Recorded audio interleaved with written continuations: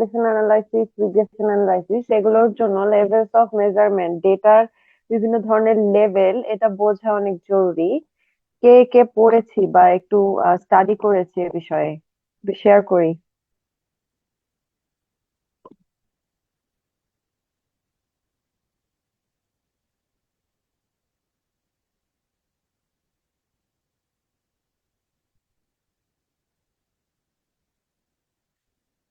আমরা কেউ কি আছি?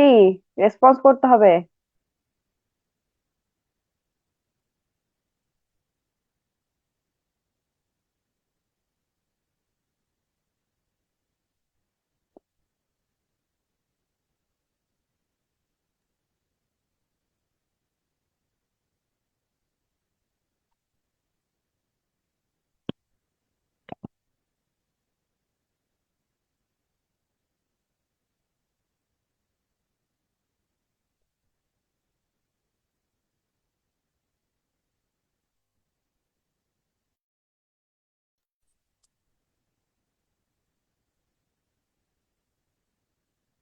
আচ্ছা, কথা বলো না, কথা বলে কিভাবে ক্লাস নেব?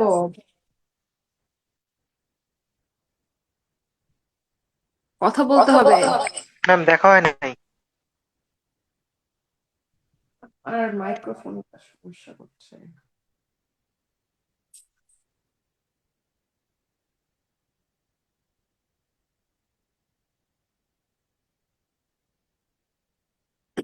কি বললে? কে জানি কথা বললে, শুনলাম।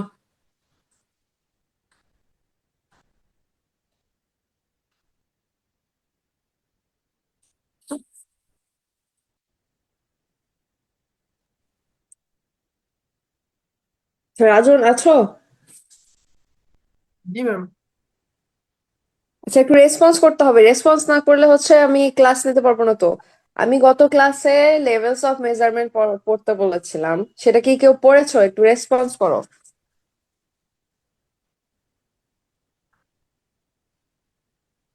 না করলে বলো যে পড়িনি, এটাও তো একটা রেসপন্স। রেসপন্স না করলে কিভাবে ক্লাস নেবো? ম্যাম পড়া হয় নাই। তাহলে ক্লাস নিয়ে লাভ কি হলো? আমরা তাহলে শুধুমাত্র প্রেজেন্ট থাকার জন্য একটা সেশনে আমরা যুক্ত হচ্ছি, এটা তো ঠিক না। আমাদের তো একটু মানে মিনিমাম পড়াশোনা না করলে, স্ট্যাটিস্টিক্স না বুঝলে কিভাবে হবে? একটু তো পড়াশোনা করতে হতো। এনিওয়ে, আমরা আজকে কোরিলেশন এবং রিগ্রেশন অ্যানালাইসিস নিয়ে বেসিক্যালি কথা বলবো। এটা খুবই গুরুত্বপূর্ণ দুই ধরনের টেস্ট, যেই টেস্টটা আমরা নর্মালি স্ট্যাটিস্টিক্যাল অ্যানালাইসিস করার ক্ষেত্রে ইউজ করে থাকি। এটা সব ধরনের ডিসিপ্লিনেই খুব ইম্পর্ট্যান্ট একটা স্ট্যাটিস্টিক্যাল অ্যানালাইসিস, যেটা সচরাচর আমরা ইউজ করে থাকি। তো এটা নিয়ে কথা বলা শুরুর আগে আমি গত ক্লাস থেকে যেখানে বলেছিলাম যে লেভেলস অফ মেজারমেন্ট বা ডেটার বিভিন্ন টাইপ, এই টাইপটা সম্পর্কে পড়তে বলেছিলাম। তো আহ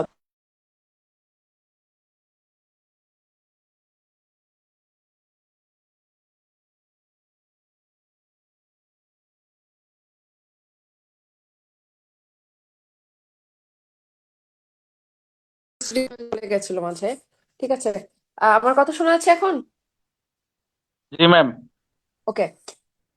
ডেটা মূলত চার ধরনের। ঠিক আছে, আমরা একটু নোট করব।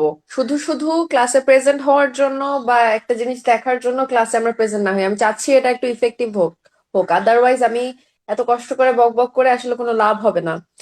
ডেটা মেইনলি চার ধরনের। ডেটা চারটা লেভেল আছে। সেই চারটা লেভেল হচ্ছে নমিনাল, অর্ডিনাল, ইন্টারভাল এবং রেশিও স্কেলের ডেটা। ঠিক আছে, nominal, NOMI, nominal, NAL, nominal, ordinal, ORDINAL, ordinal, interval এবং রেশিও। আমরা কি ক্যাচ করতে পেরেছি? জি ম্যাম। তাহলে আমরা লেভেলস অফ মেজারমেন্ট নিয়ে কথা বলছিলাম। লেভেলস অফ মেজারমেন্ট হচ্ছে মেইনলি চার ধরনের লেভেল আছে: নমিনাল লেভেলের ডেটা, অর্ডিনাল লেভেলের ডেটা, ইন্টারভাল লেভেলের ডেটা এবং রেশিও লেভেলের ডেটা। আমরা যে এত স্ট্যাটিস্টিক্যাল অ্যানালাইসিস বা স্ট্যাটিস্টিক্যাল টেস্টের কথা বলি, এই টেস্টগুলো আসলে সব টেস্ট সব লেভেলের ডেটার জন্য করা যায় না। কোনো কোনো লেভেলের ডেটার জন্য যে কোনো একটা স্পেসিফিক টেস্ট প্রযোজ্য, আবার অন্য লেভেলের জন্য অন্য, মানে সব ডেটার জন্য সেম স্ট্যাটিস্টিক্যাল টেস্ট আমরা ইউজ করতে পারি না। এখন আসি চারটা লেভেলের ডেটা নিয়ে: নমিনাল, অর্ডিনাল, ইন্টারভাল এবং রেশিও। নমিনাল ডেটা কি? নমিনাল ডেটা হচ্ছে ক্যাটাগরিক্যাল ডেটা, জাস্ট ক্যাটাগরি। কিরকম ক্যাটাগরি? যেই ক্যাটাগরিতে কোনো অর্ডার থাকবে না। কিরকম অর্ডার থাকবে না, আমি যদি একটা উদাহরণ দিই, যেমন জেন্ডার, এটা শুধুমাত্র নামের ক্যাটাগরি, মেলস অ্যান্ড ফিমেল। এটার কোনো অর্ডার করা যায় যে মেলরা হায়ার লেভেলে বা ফিমেলরা লোয়ার লেভেলে, এরকম কোনো অর্ডার কিন্তু করা যায় না। তো শুধুমাত্র টাইপ, টাইপ অফ ভেরিয়েবল, তাহলে জেন্ডার মেল এবং ফিমেল, যেটাকে কোনোভাবে অর্ডার করা যায় না। আবার যদি আরেকটা কথা চিন্তা করি, যেমন অকুপেশন। অকুপেশন কি কি আছে? ফার্মার, তারপর আছে বিজনেসম্যান, সার্ভিস। এগুলো হচ্ছে টাইপ, অকুপেশনের টাইপ। কিন্তু এগুলোকে কি আমরা বিভিন্ন র্যাঙ্ক অনুযায়ী র্যাঙ্ক করতে পারবো বা অর্ডার করতে পারবো? যে ফার্মারদের চেয়ে আমাদের যেই বিজনেসম্যানরা আছে তাদের স্টেটাস হায়ার, এই ধরনের কিন্তু র্যাঙ্কিং বা অর্ডার আমরা করতে পারবো না। তাহলে নমিনাল লেভেলের ডেটা হচ্ছে সেই সব ডেটা যেসব ডেটাকে শুধুমাত্র ক্যাটাগরাইজ করা যায় টাইপ অনুযায়ী বা নাম অনুযায়ী ক্যাটাগরাইজ করা যায়। আরো যদি উদাহরণ দেখি তাহলে থাকতে পারে যে ব্লাড টাইপ, যেমন এ পজিটিভ অথবা বি পজিটিভ বা বি নেগেটিভ, এ নেগেটিভ, ও নেগেটিভ, ও পজিটিভ। এই যে ব্লাড টাইপ, এগুলো হচ্ছে টাইপ, জাস্ট নাম অনুযায়ী ক্যাটাগরি করা। শুধুমাত্র নাম অনুযায়ী ক্যাটাগরি করা যায় যেসব ডেটাকে, সেসব ডেটাকে বলা হয় নমিনাল ডেটা। তাহলে উদাহরণস্বরূপ কি কি বললাম? জেন্ডার হতে পারে, ব্লাড টাইপ হতে পারে, অকুপেশন লেভেল হতে পারে। এইসব ডেটাতে কি কি ধরনের ম্যাথমেটিক্যাল অপারেশন প্রযোজ্য? শুধুমাত্র আমরা ফ্রিকোয়েন্সি কাউন্ট করতে পারি, যে কতজন মেল আছে, কতজন ফিমেল আছে, অথবা কতজন এ পজিটিভ ব্লাড টাইপ আছে বা বি পজিটিভ আছে, অথবা কতজন ফার্মার আছে, সার্ভিস হোল্ডার আছে, এভাবে। আবার মোড ক্যালকুলেট করতে পারি। মোড কি?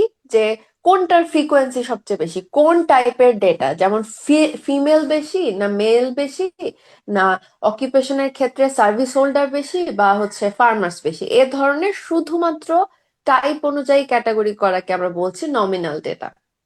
তার পরের টাইপ যেটা, সেটা হচ্ছে অর্ডিনাল ডেটা। অর্ডিনাল নাম থেকেই আসে, যেটাকে র্যাঙ্ক করা যায় বা অর্ডার করা যায়। এটাও ক্যাটাগরিক্যাল ডেটা, বাট এটাকে বিভিন্ন র্যাঙ্ক অনুযায়ী এটাকে অর্ডার করা যায়। এই র্যাঙ্ক গুলো বা অর্ডার গুলো নট নেসেসারি যে এটার ইকুয়াল স্পেস থাকবে, যে একজন যদি লো লেভেলের মানুষ হয়, তার চেয়ে যে হাই লেভেলের মানুষ বা নর্মাল লেভেলের মানুষ, এদের মধ্যে আমি এটা বলতে পারবো না যে লো লেভেলের যে মানুষটা তার সাথে হাই লেভেলের যে ডিফারেন্স সেটা হচ্ছে একদম ডাবল বা ট্রিপল। এরকম কোনো ইকুয়েশন আমরা দাঁড় করাতে পারবো না। এটাতে অর্ডার করা যায়, একটা র্যাঙ্ক করা যায়, বাট এদের মধ্যে যে ইকুয়াল স্পেসিং থাকবে না, যে আহ, একের ডাবল যে দুই সেটা আমরা বলতে পারবো না, বা দুইয়ের ডাবল যে চার সেটা বলতে পারবো না, এক্স্যাক্টলি সেটা বলতে পারবো না। ঠিক আছে? উদাহরণ কিরকম হতে পারে? যেমন এডুকেশন লেভেল। এডুকেশন লেভেলে বিভিন্ন ধরনের ক্যাটাগরি যদি আমরা ধরি, যেমন প্রাইমারি লেভেলের এডুকেশন হতে পারে, সেকেন্ডারি লেভেলের এডুকেশন হতে পারে, ইউনিভার্সিটি লেভেলের এডুকেশন হতে পারে। এখন আমরা কি এটা বলতে পারি যে যে প্রাইমারি লেভেলের এডুকেশন তার চেয়ে যে ইউনিভার্সিটি লেভেলের এডুকেশনে আছে সে হায়ার ক্যাটাগরিতে বিলং করে বা এক্স্যাক্টলি ডাবল তার স্পেসিফিকেশন বা কোয়ালিফিকেশন? আমরা কিন্তু এটা বলতে পারি না। তাহলে যেসব ডেটাকে শুধুমাত্র ক্যাটাগরি করা হয় নিজের র্যাঙ্ক অনুযায়ী বা অর্ডার অনুযায়ী, বাট তাদের মধ্যে নট নেসেসারি যে ইকুয়াল স্পেস থাকবে প্রত্যেকটা অর্ডার বা র্যাঙ্কের মাঝে, তাহলে সেই ধরনের ডেটাকে আমরা বলছি অর্ডিনাল লেভেলের ডেটা। এখন আসি ইন্টারভাল লেভেলের ডেটা। ইন্টারভাল লেভেলের ডেটা মানে হচ্ছে এই লেভেলের ডেটাগুলো প্রত্যেকটা ক্যাটাগরির সাথে অন্য ক্যাটাগরির একটা ইকুয়াল স্পেসিং থাকবে।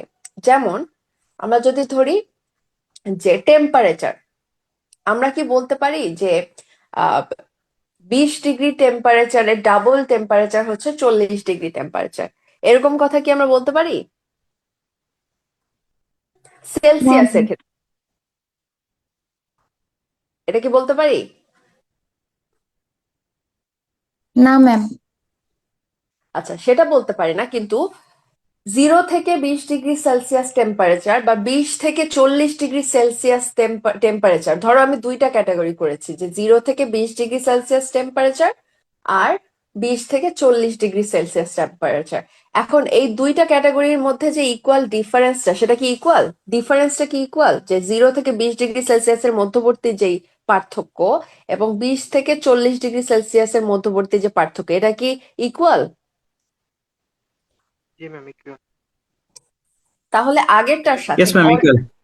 হ্যাঁ, অর্ডিনাল লেভেলের ডেটার সাথে ইন্টারভাল লেভেলের ডেটার পার্থক্য এটাই, যে আমরা যে ক্যাটাগরি করছি অর্ডিনাল লেভেলে আমরা বলতে পারবো না যে এই যে দুটো ক্যাটাগরির ডিফারেন্স সেটা পসিবলি ইকুয়াল হবে, আমরা এরকম বলতে পারবো না। বাট ইন্টারভাল লেভেলের ক্ষেত্রে অবশ্যই যে আমরা দুটা যে ক্যাটাগরি করলাম সেই ক্যাটাগরিগুলোর স্পেসিং গুলো একই হবে।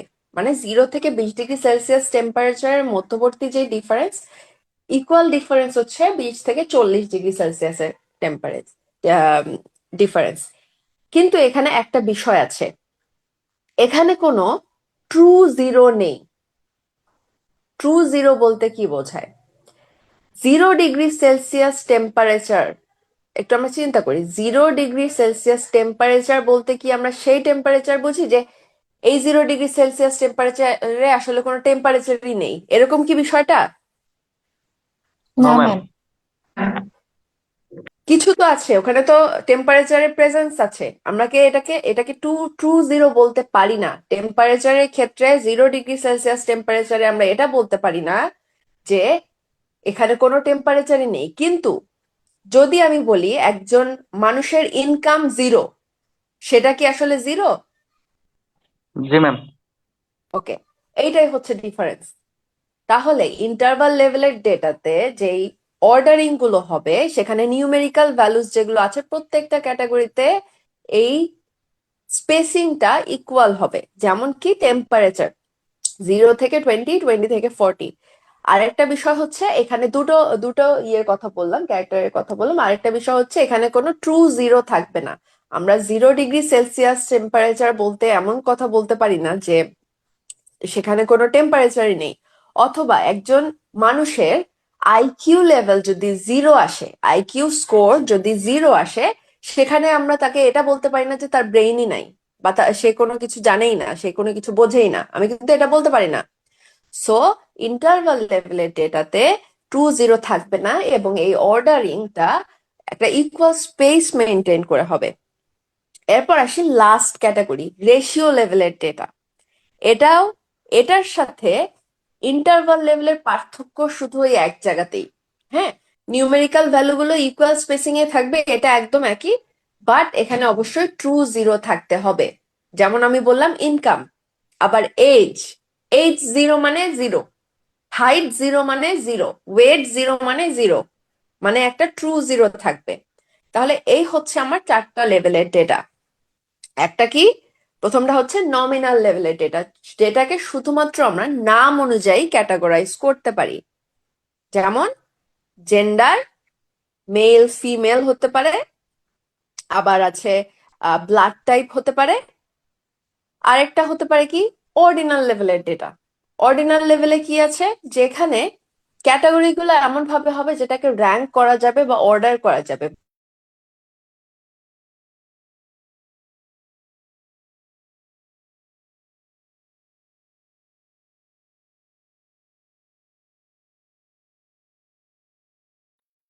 ম্যাম হয়তো কথা শোনা যাচ্ছিল ম্যাম। ইউনিভার্সিটির লেভেলের পার্থক্য একই, আমরা এই কথাটা বলতে পারি না। আর তারপর আসি ইন্টারভাল লেভেল, যেখানে নিউমেরিক্যাল ভ্যালুস অনুযায়ী আমরা অর্ডার গুলো করবো এবং অর্ডার গুলোতে বা ক্যাটাগরি গুলোতে অবশ্যই ইকুয়াল স্পেসিং থাকতে হবে। যেমন 0 থেকে 20 ডিগ্রি সেলসিয়াসের যেই রেঞ্জ, 20 থেকে 40 ডিগ্রি সেলসিয়াসের রেঞ্জ কিন্তু ইকুয়াল। আরেকটা বিষয় হচ্ছে এখানে কোনো ট্রু জিরো থাকবে না। মানে 0 ডিগ্রি সেলসিয়াস তাপমাত্রা যদি আমরা ধরি বা 0 আইকিউ স্কোর যদি কারো ধরি, এর মানে এটা না যে ওখানে কোনো টেম্পারেচারের অস্তিত্ব নেই বা একটা মানুষের আইকিউ একদম 0, এটা আমরা বলতে পারবো না। কিন্তু পরের যে লেভেল, রেশিও লেভেল, সেখানে নিউমেরিক্যাল ভ্যালুস হবে ইকুয়াল স্পেসিং ইউজ করে, বাট এখানে একটা ট্রু জিরো থাকবে। যেমন এজ, ইনকাম, হাইট, ওয়েট, এটা ট্রু জিরো বিলং করে। এই হচ্ছে আমার 4টা লেভেলের ডেটা। বোঝা গেছে? কারো কোনো কোয়েশ্চেন আছে?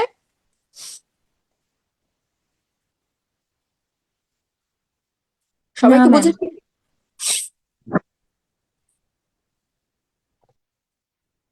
ওকে, বুঝে থাকলে আমাদের আজকের যে টপিক কোরিলেশন অ্যানালাইসিস এবং রিগ্রেশন অ্যানালাইসিস, আমরা গত ক্লাসে বলেছিলাম যে স্ট্যাটিস্টিক্যাল অ্যানালাইসিস মেইনলি 2 ধরনের হয়ে থাকে, যেগুলো দ্বারা আমরা শুধুমাত্র আমাদের আউটপুট গুলো ডেসক্রাইব করি, শুধুমাত্র এভারেজ, মিন, মিডিয়ান, মোড, স্ট্যান্ডার্ড ডেভিয়েশন, এগুলো দ্বারা যেই ডেটাগুলো ডেসক্রাইব করি, সেই ধরনের স্ট্যাটিস্টিক্যাল টেস্টকে বলা হয় ডেসক্রিপটিভ স্ট্যাটিস্টিক্যাল অ্যানালাইসিস।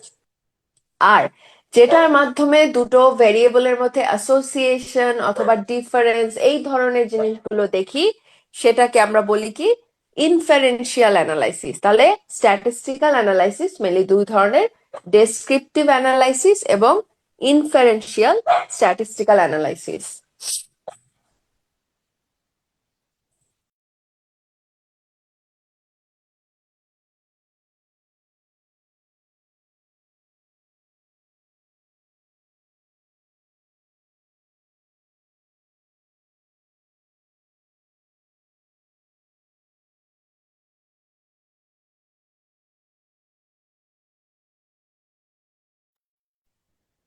ওকে, তাহলে আজকে আমরা যেটা নিয়ে কথা বলবো, ইনফারেন্সিয়াল স্ট্যাটিস্টিক্যাল অ্যানালাইসিসের 2 ধরনের টাইপ, যেটা কোরিলেশন অ্যানালাইসিস, যার মধ্যে আছে আমার স্পিয়ারম্যান র্যাঙ্ক কোরিলেশন,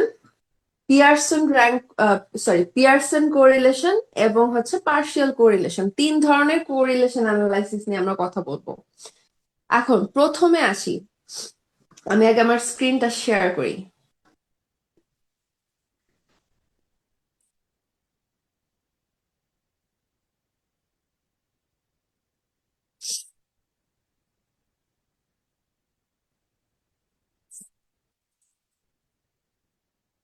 আজকে আমাদের যে ডেটা টাইপ, যে ডেটাটা নিয়ে আমরা কাজ করব, সেই ডেটাটা হচ্ছে, এটা একটা ডেটার ডেমো ডেটা।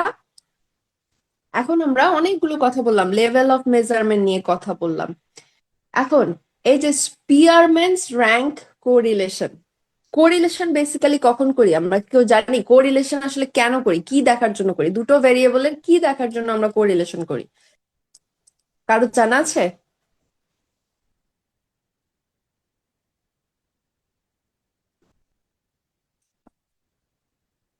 আমাদের কারো আইডিয়া আছে কোরিলেশন অ্যানালাইসিস কেন করি? আমরা অনেকেই স্ট্যাটিস্টিক্স ব্যাকগ্রাউন্ডের আছি, স্ট্যাটিস্টিক্স পড়েছি, এটা খুবই বেসিক অ্যানালাইসিস। কেন কোরিলেশন অ্যানালাইসিস করি?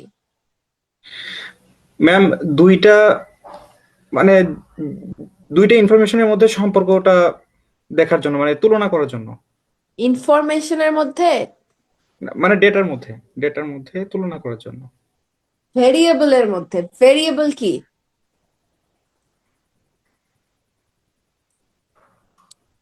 দুটো ভেরিয়েবলের মধ্যে আমরা সম্পর্ক কি? ভেরিয়েবল মানে হচ্ছে যেই এটা একটা ডেটার বা একটা এন্টিটির ক্যারেক্টারিস্টিক্স, যেমন এজ, এটা একটা মানুষের ক্যারেক্টারিস্টিক্স, এটা একটা ভেরিয়েবল।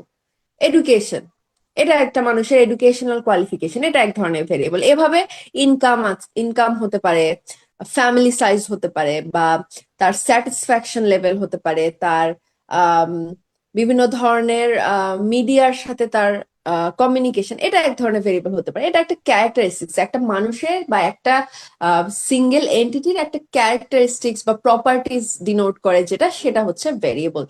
তো কোরিলেশন অ্যানালাইসিস মেইনলি ভেরিয়েবলদের মধ্যে পারস্পরিক যে সম্পর্ক, একটা ভেরিয়েবলের চেঞ্জ হলে অন্য ভেরিয়েবলের কি ধরনের চেঞ্জ হয়, বা একটা ভেরিয়েবল অন্য ভেরিয়েবলকে কিভাবে এফেক্ট করে, সেই বিষয়টা আমরা দেখি কোরিলেশন অ্যানালাইসিসের মাধ্যমে। আমরা সবচেয়ে বেসিক যে কোরিলেশনটা মেইনলি করি, সেটা হচ্ছে Pearson's correlation. Pearson coefficient of correlation বলে। পিয়ারসন কোরিলেশন আমরা সবচেয়ে কমনলি ইউজ করি। তবে ওই যে বললাম লেভেলস অফ ডেটা, এই লেভেলস অফ ডেটা অনুযায়ী আবার কোরিলেশন অ্যানালাইসিস ডিফার করে। এখন প্রথমে আমি যেটা আমাদের আজকে টপিকে যেটা ছিল, প্রথম যে কোরিলেশন, স্পিয়ারম্যানস র্যাঙ্ক কোরিলেশন। এই কোরিলেশনটা আমরা আসলে কখন করি? আমরা গত ক্লাসে নর্মাল ডিস্ট্রিবিউশন সম্পর্কে পড়েছিলাম, বা নর্মাল ডিস্ট্রিবিউশনের কথাবার্তা বলেছিলাম। আমাকে এখন কেউ বলো, নর্মাল ডিস্ট্রিবিউশন বলতে আমরা আসলে কি বুঝি? আমি গত ক্লাসে এটা বলেছিলাম। What is normal distribution?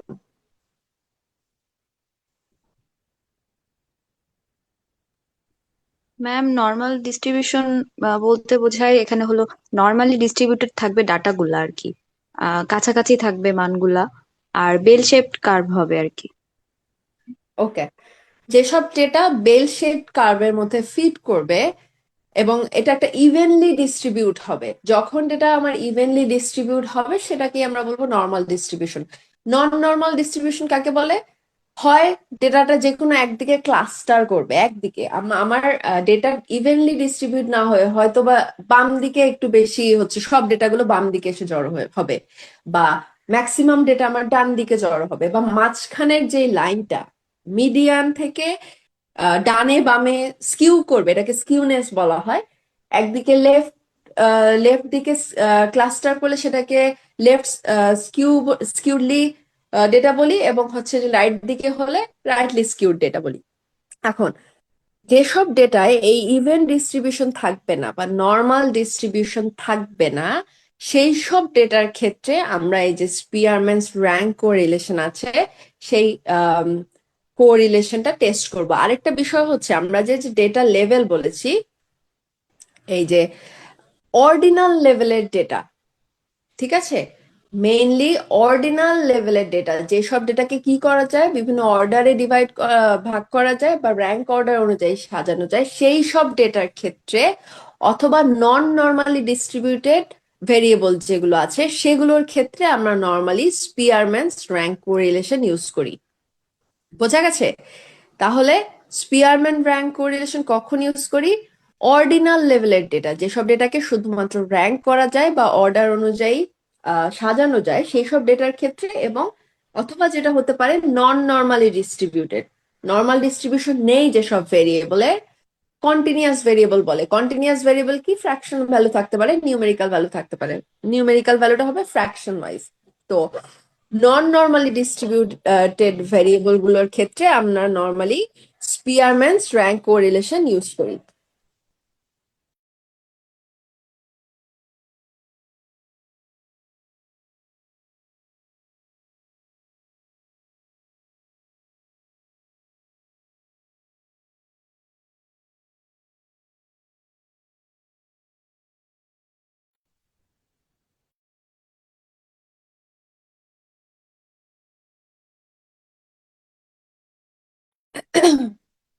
আচ্ছা, আমার স্ক্রিনটা কি দেখা যাচ্ছে?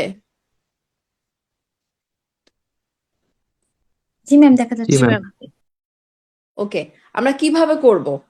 গত ক্লাসে আমরা ডেসক্রিপটিভ অ্যানালাইসিসের সময় কোথায় গিয়েছিলাম?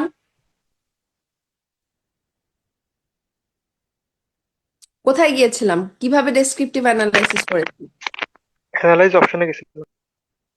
এই যে উপরের ট্যাবে অ্যানালাইজ অপশন আছে, এখান থেকে ডেসক্রিপটিভ স্ট্যাটিস্টিক্সে গিয়েছে। এখানে কিন্তু ডেসক্রিপটিভ স্ট্যাটিস্টিক্সের পাশাপাশি অনেক ধরনের অপশন আছে।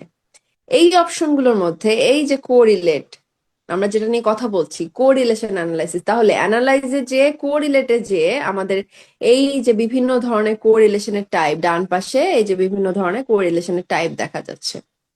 এখন এটাতে আমরা পরে যাব, তার আগে বলি, আমরা এই যে ভেরিয়েবল গুলো দেখা যাচ্ছে, দেখি। জেন্ডার, জেন্ডার কোন ধরনের ভেরিয়েবল? কোন লেভেলের ডেটা? ক্যাটাগরিক্যাল। ক্যাটাগরিক্যাল তো বুঝেছি, নমিনাল না অর্ডিনাল? নমিনাল। নমিনাল। নমিনাল। নমিন। ওকে, এডুকেশন কোন লেভেলের ডেটা? অরিজিনাল। অর্ডিনাল। ওকে, আচ্ছা, এটা গেল। এই যে স্যাটিসফ্যাকশন অন লাইফ, এটা কোন লেভেলের ডেটা?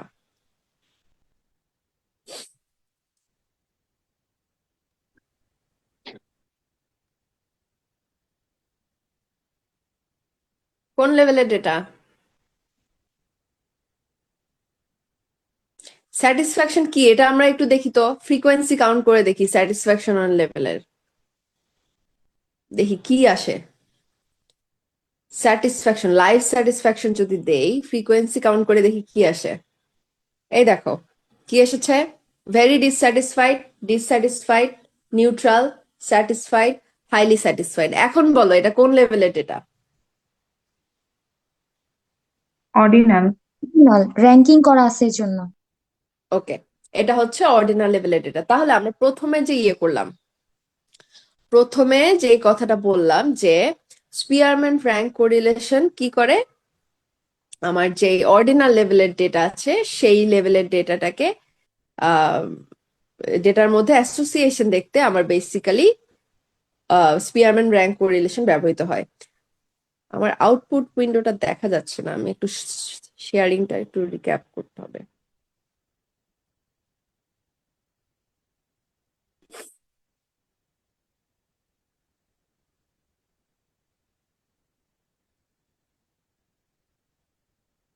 আচ্ছা, তাহলে আমি এখন দেখব যে একজন মানুষের এডুকেশন ক্যাটাগরি, এডুকেশন কিন্তু এটার যখন আমরা ক্যাটাগরি করেছি তখন কিন্তু এটা ক্যাটাগরিক্যাল ডেটা হিসেবে আমার এখানে প্রেজেন্ট করা যাচ্ছে। এখন আমরা একটু ফ্রিকোয়েন্সিটা দেখতে চাচ্ছি যে এডুকেশনের ফ্রিকোয়েন্সি কিরকম আছে। অ্যানালাইজ যে আমরা একটু দেখতে চাই কোন ক্যাটাগরি এডুকেশন আমাদের আছে। এডুকেশন ক্যাটটাকে এপাশে নিয়ে আসি, একটু ফ্রিকোয়েন্সিটা চেক করি। এই যে ক্যান সাইন অনলি আছে 36%, প্রাইমারি লেভেলে আছে 6%, সেকেন্ডারি 38, অ্যাবাভ সেকেন্ডারি 20। তাহলে আমাদের এখানে 4টা ক্যাটাগরির ডেটা আছে, can sign only, primary, secondary এবং অ্যাবাভ সেকেন্ডারি।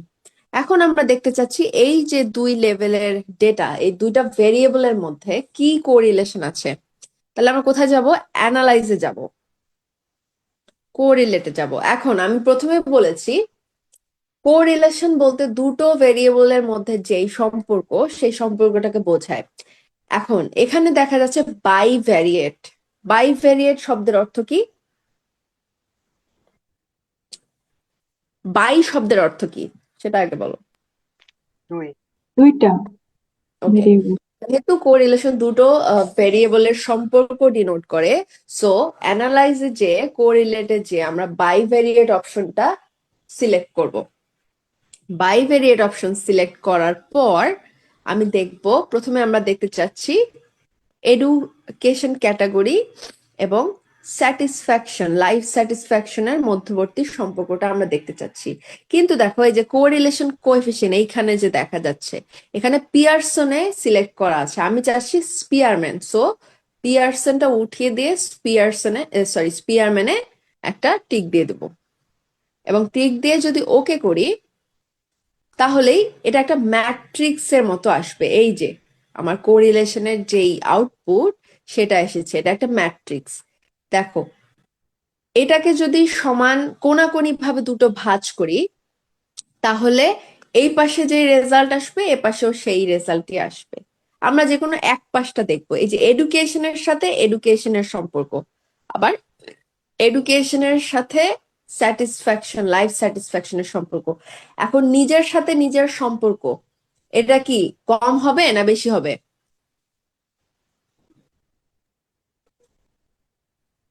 এডুকেশনের সাথে যদি এডুকেশনেরই সম্পর্ক আমরা নির্ণয় করি, এটা কি কম হবে না বেশি হবে?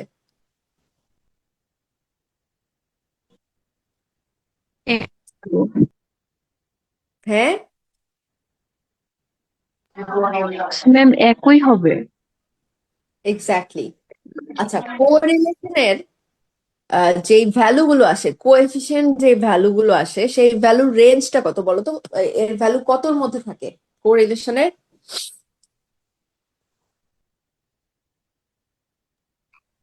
জানা আছে? -1 থেকে +1। ওকে, কোরিলেশনের ভ্যালু সবসময় -1 থেকে +1 এর মধ্যে হবে। এই -1 থেকে +1 রেঞ্জে মাঝের ভ্যালুটা হচ্ছে 0। 0 মানে ওই দুটো ভেরিয়েবলের মধ্যে কোনো সম্পর্ক নেই। জিরো থেকে যত পজিটিভের দিকে যাবে, +1 দিকে যাবে, তার মানে হচ্ছে তত রিলেশনশিপটা পজিটিভলি স্ট্রং হবে। এর অর্থ হচ্ছে একটা যদি বাড়ে অন্যটাও বাড়বে, একটা যদি কমে অন্যটাও কমবে, মানে পজিটিভলি এটা স্ট্রেংথ বৃদ্ধি পাবে। আবার জিরো থেকে যত -1 দিকে যাবে, এই রিলেশনশিপটা তত নেগেটিভলি স্ট্রেংথ বাড়বে। তাহলে পজিটিভ সম্পর্ক মানে হচ্ছে একটা বাড়লে অন্যটাও বাড়বে, এক ইউনিট এখানে বাড়লে এক ইউনিট অন্য ভেরিয়েবলেও বাড়বে, আবার এক ইউনিট যদি কমে ওখানেও এক ইউনিট কমবে। নেগেটিভ সম্পর্কে মানে হচ্ছে একটা ভেরিয়েবলের যদি এক ইউনিট বাড়ে সেখানে অন্য ভেরিয়েবলটার সেম পরিমাণ কমবে। সম্পর্কটা বোঝা গেছে? পজিটিভ সম্পর্ক মানে একটা বাড়লে অন্যটা বাড়বে, এটা হচ্ছে সমানুপাতিক হারে, বাড়লে বাড়বে কমলে কমবে। নেগেটিভ সম্পর্কের ক্ষেত্রে একটা বাড়বে, একটা যদি বাড়ে অন্যটা কমবে, একটা কমলে অন্যটা বাড়বে, এরকম সম্পর্ক। তাহলে এইখান থেকে কি বোঝা যাচ্ছে? আমার এডুকেশন এবং এডুকেশনের মধ্যে যে দুটোর মধ্যে সেম সম্পর্ক হচ্ছে ওয়ান মানে হচ্ছে পারফেক্ট কোরিলেশন। নিজের সাথে নিজের সম্পর্ক একদম পারফেক্ট হবে, এটাই স্বাভাবিক। সো এডুকেশনের সাথে এডুকেশনের সম্পর্কের ভ্যালু হচ্ছে +1, মানে হচ্ছে একই জিনিস দুটো। কিন্তু লাইফ স্যাটিসফ্যাকশনের সাথে এডুকেশনের সম্পর্ক এখানে দেখা যাচ্ছে, ভ্যালুটা কত দেখা যাচ্ছে, আমি যেমন কোরিলেশন কোএফিসিয়েন্টের ভ্যালুটা দেখবো, -0.045। এটা কি পজিটিভ ভ্যালু না negative value?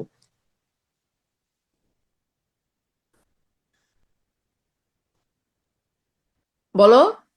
Negative ma'am value. Negative value. Negative value এর অর্থ কি? এটা থেকে আমরা কি নেগেটিভলি ইন্টারপ্রেট করতে পারি?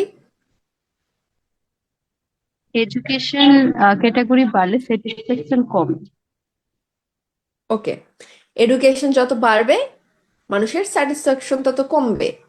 বিষয়টা কি তাই হয় নর্মালি? আমি স্ট্যাটিস্টিক্যাল কথাবার্তা বলছি না, আমরা হচ্ছে নর্মালি যদি চিন্তা করি যে একটা মানুষের এডুকেশন যত বাড়বে স্যাটিসফ্যাকশন তত বাড়ার কথা, আবার কমতেও পারে, অনেক ধরনের বিষয় এখানে নির্ভর করে। কিন্তু নর্মালি যেটা হয়, এডুকেশন বাড়লে মানুষের লাইফ স্যাটিসফ্যাকশন, তার অনেক কিছু বাড়বে, লাইফ স্যাটিসফ্যাকশন বাড়তে পারে।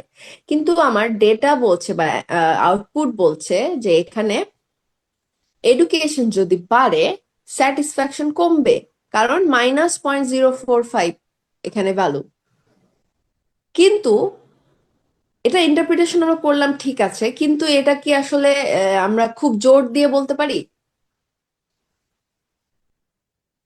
এই জোর দিয়ে বলার বিষয়টা, এটা হবেই, এডুকেশন বাড়লে স্যাটিসফ্যাকশন কমবেই, এই কথাটা তখনই জোর দিয়ে বলতে পারবো যখন আমার এই যে সিগনিফিকেন্স লেভেল, এই যে সিগনিফিকেন্স লেভেল, এটার মান মিনিমাম আমরা ধরি 5% লেভেল ধরি। যত বেশি সিগনিফিকেন্ট লেভেল বাড়বে আমরা তত স্ট্রংলি বলতে পারবো। আমরা মিনিমাম রেঞ্জটা ধরি 5% লেভেল সিগনিফিকেন্স, মানে 0.05। এখন এই ভ্যালুটা 0.756, এটা কি 5% লেভেলের লেভেলে পড়ে বা লেভেলের নিচে পড়ে?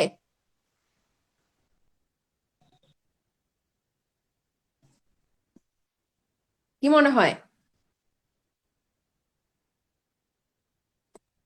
না ম্যাম।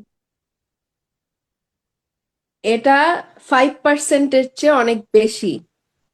তার মানে এই যে এডুকেশন বাড়লে লাইফ স্যাটিসফ্যাকশন কমবে, এই কথাটা আমরা জোর দিয়ে বলতে পারবো না। যদি এটা 5% লেভেল সিগনিফিকেন্সের সিগনিফিকেন্ট হতো বা এটা যদি নিচে থাকতো মানটা, তখন আমরা বলতে পারতাম যে হ্যাঁ, আমরা যেটা পেয়েছি সেটা আমরা খুব জোর দিয়ে বলতে পারি। এখন আমি আরো কয়েকটা ভেরিয়েবল যদি এখানে অ্যাড করি তাহলে দেখি কি হয়।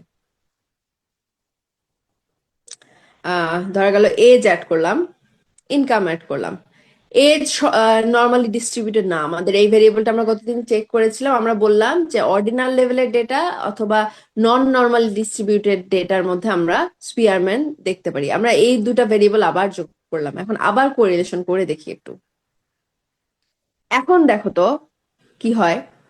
এডুকেশন ক্যাটাগরির সাথে স্যাটিসফ্যাকশন লেভেল তো আগেরটাই থাকবে, এজ এর মানটা এই যে -0.546, মানে এজ যত কম মানুষের এডুকেশন তত বাড়ে। এটা একটা ধরে নাও যে এটা একটা ডেটা, মানে এটার মিনিংফুল কোনো কনক্লুশন থাকতে হবে, নট নেসেসারি। এখানে আমার দুটো স্টার আছে।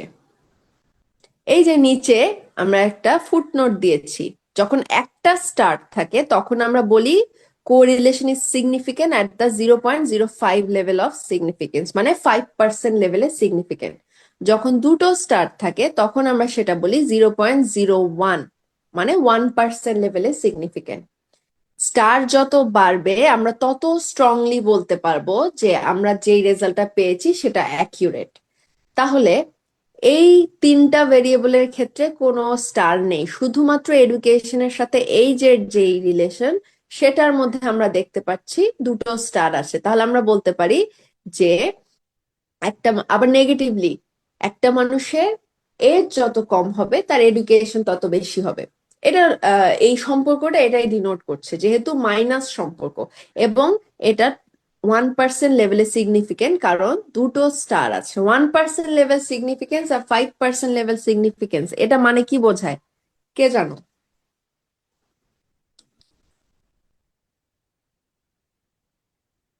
5% লেভেল অফ সিগনিফিকেন্স বলতে কি বোঝায়, বা 1% লেভেল অফ সিগনিফিকেন্স বলতে কি বোঝায়?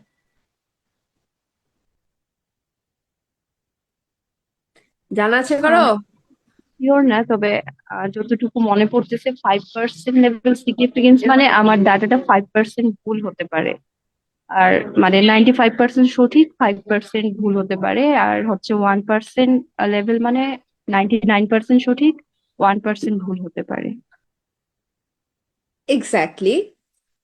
আমরা যদি ধরো 100টা কেস টেস্ট করি, হ্যাঁ, টোটাল ধরো আমরা নর্মালি কিসে মেজার করি, আমরা সবসময় 100%-এ মেজার করি, তাই না? তো 100টা কেস যদি মেজার করি, 5% লেভেল অফ সিগনিফিকেন্স বলতে বোঝায় এই যে 100টা কেসের মধ্যে 95% ক্ষেত্রে আমি যা রেজাল্ট পেয়েছি, মানে এজ কমলে এডুকেশন বাড়বে, এই যে রেজাল্টটা পেয়েছি এটা অবশ্যই তাই হবে। মানে 95টা কেসে অবশ্যই আমি যা রেজাল্ট পেয়েছি তাই হবে। 5টা কেসে, বাকি যে 5টা কেস আছে সেই 5টা কেসে এটা হতেও পারে নাও পারে, এটা সত্য হতেও পারে নাও পারে, এটার গ্যারান্টি আমার রেজাল্টটা দিতে পারছে না। সিমিলারলি 1% লেভেলের ক্ষেত্রে 99টা কেসে আমি যেই রেজাল্ট পেয়েছি সেটাই হবে, মাত্র একটা কেসে এটা হতেও পারে নাও পারে। তাহলে কোনটা বেশি অ্যাকিউরেট এখান থেকেই বোঝা যাচ্ছে। 99টা কেসে যখন আমি বলতে পারছি যে আমার রেজাল্টটা কারেক্ট, তার মানে 1% level of significance is more accurate than 5% level of significance. সেজন্যই এখানে স্টার হচ্ছে এই যে দুটো, এবং 1%-এর ক্ষেত্রে স্টার হয় একটা। ঠিক আছে? সেকেন্ড, এই যে রিলেশনশিপটা দেখো, স্যাটিসফ্যাকশন, লাইফ স্যাটিসফ্যাকশনের সাথে এই যে এই ভেরিয়েবল গুলোর সম্পর্ক। লাইফ স্যাটিসফ্যাকশনের সাথে এডুকেশনের সম্পর্ক তো আমরা এখান থেকেই পেয়েছি। এখন লাইফ স্যাটিসফ্যাকশনের সাথে এজ এর সম্পর্ক কি আসছে দেখি, -0.030, বাট কোনো স্টার নেই, তার মানে এটা আমার সিগনিফিকেন্ট না, আমার এটা নিয়ে মাথা ব্যথার কারণ নেই। আবার ইনকামের দেখো, ইনকাম পজিটিভলি সিগনিফিকেন্ট, একটা স্টারও আছে। তাহলে ইনকাম যত বেশি হবে লাইফ স্যাটিসফ্যাকশন তত বেশি হবে। এটা আমরা কত পার্সেন্ট সিগনিফিকেন্সে বলতে পারছি? 5% লেভেল সিগনিফিকেন্সে বলতে পারছি। মানে 95টা কেসে মানুষের ইনকাম যত বেশি হবে লাইফ স্যাটিসফ্যাকশন তত বেশি হবে, আবার ইনকাম যদি কম হয় লাইফ স্যাটিসফ্যাকশন কম হবে। এই হচ্ছে কোরিলেশন অ্যানালাইসিসের আমার মেইন যে ইন্টারপ্রিটেশন, সেটা বোঝা গেছে? জি ম্যাম। ওকে, এইটা হচ্ছে আমরা স্পিয়ারম্যান র্যাঙ্ক কোরিলেশন। আমরা তাহলে একটু রিক্যাপ যদি করি, স্পিয়ারম্যান র্যাঙ্ক কোরিলেশন কখন করি? যখন আমাদের অর্ডিনাল লেভেলের দুটো ভেরিয়েবলের মধ্যে আমার রিলেশনশিপ দেখতে চাই তখন, এবং নন নর্মালি ডিস্ট্রিবিউটেড যদি কোনো কন্টিনিউয়াস ভেরিয়েবল থাকে তাদের ক্ষেত্রেও আমরা স্পিয়ারম্যান র্যাঙ্ক কোরিলেশন দেখতে পারি। এখন পিয়ারসন র্যাঙ্ক কোরিলেশন কখন দেখতে পারি? যে 2 নাম্বার আমাদের কোরিলেশনটা ছিল পিয়ারসন র্যাঙ্ক কোরিলেশন, সেটা আমরা নর্মাল ডিস্ট্রিবিউশন যেসব ডেটার ক্ষেত্রে আছে সেগুলোর ক্ষেত্রে দেখি। এটা কিভাবে দেখি? সেম অ্যানালাইজে যে, কোরিলেটে যে, বাইভেরিয়েট, বাইভেরিয়েটে যে আমাদের যেই নর্মাল লেভেলের ডেটা আছে, ধরা যাক আমি ধরে নেই আমার নর্মাল লেভেলের ডেটা হচ্ছে এই যে ডিজায়ার, হায়ার স্টাডির ডিজায়ার, এটা এক্সারসাইজ আওয়ার, একটা মানুষের এক্সারসাইজ আওয়ার এপাশে নিয়ে আসলাম, ডিজায়ারটাকে নিয়ে আসলাম। আমি ধরে নিচ্ছি এগুলো ভেরিয়েবল আসলে দেখানোর জন্য আমি দেখাচ্ছি, কিন্তু মিনিংফুল হতে গেলে আমার সেভাবে রিসার্চটা সেভাবে গোছানো থাকতে হবে। এটা যেহেতু ডেমো ডেটা, রিসার্চটা সেভাবে গোছানো নেই, সেহেতু আমি জাস্ট এক্সাম্পলের জন্য এই ভেরিয়েবল গুলো আনছি, কিভাবে করতে হয় আমি সেটা দেখাচ্ছি। ওকে, তাহলে এক্সারসাইজ, একটা মানুষ কত ঘন্টা এক্সারসাইজ করে পার ডে সেটা একটা দেখাচ্ছি। ডিজায়ার, হায়ার স্টাডি ডিজায়ার আছে কিনা সেটা দেখাচ্ছি। আম, তার ওয়েট দেখাচ্ছি। ওকে, সে দিনে কতটুকু ক্যালোরি ইনটেক করে সেটা দেখাই। ওকে, এগুলো দেখালাম। তাহলে স্পিয়ারম্যানের সময় আমি কি করেছিলাম, এই যে কোরিলেশন কোএফিসিয়েন্টের সময় কি করেছিলাম, স্পিয়ারম্যানটা সিলেক্ট করেছিলাম। এখানে দরকার নেই, আমাদের ডিফল্ট হিসেবে সফটওয়্যারে পিয়ারসনটা সিলেক্ট করাই থাকে, তাহলে আমাদের এখানে আর কিছু করার দরকার নেই। ভেরিয়েবল গুলো এপাশে আনবো, এনে এখানে জাস্ট পিয়ারসনে ক্লিক করে দিলে যদি ওকে দেই তাহলেই আমার চলে আসবে। এখানে কি দেখা যাচ্ছে, এক্সারসাইজ আওয়ার, আমি বলেছি যে এটা একটা ম্যাট্রিক্স আকারে আসবে। আমি যদি এই 1 বরাবর এটাকে ভাঁজ করি তাহলে এখানে যা আসবে এখানেও তাই আসবে, ঠিক আছে? তাহলে প্রথম ভেরিয়েবলটা এক্সারসাইজ আওয়ারের সাথে বাকি এই তিনটা ভেরিয়েবলের সম্পর্ক। এখানে ডিজায়ার, হায়ার স্টাডি ডিজায়ারের সাথে বাকি ভেরিয়েবল গুলোর সম্পর্ক। তাহলে একটু যদি দেখি, এক্সারসাইজ আওয়ারের সাথে এক্সারসাইজ আওয়ারের সম্পর্ক, নিজের সাথে নিজের সম্পর্ক পারফেক্ট 1, তাহলে এটা আমার দরকার নেই। হায়ার স্টাডি ডিজায়ার, আমাদের কে কত ঘন্টা এক্সারসাইজ করবে তার সাথে সে হায়ার স্টাডিজ এর জন্য তার ডিজায়ার থাকবে কি থাকবে না সেটা ডিপেন্ড করে কি করে না, সেই সম্পর্কটা এখানে দেখা যাচ্ছে কোনো সিগনিফিকেন্ট কোনো সম্পর্ক নেই, তাহলে আমাদের এটা নিয়ে মাথা ঘামানোর দরকার নেই।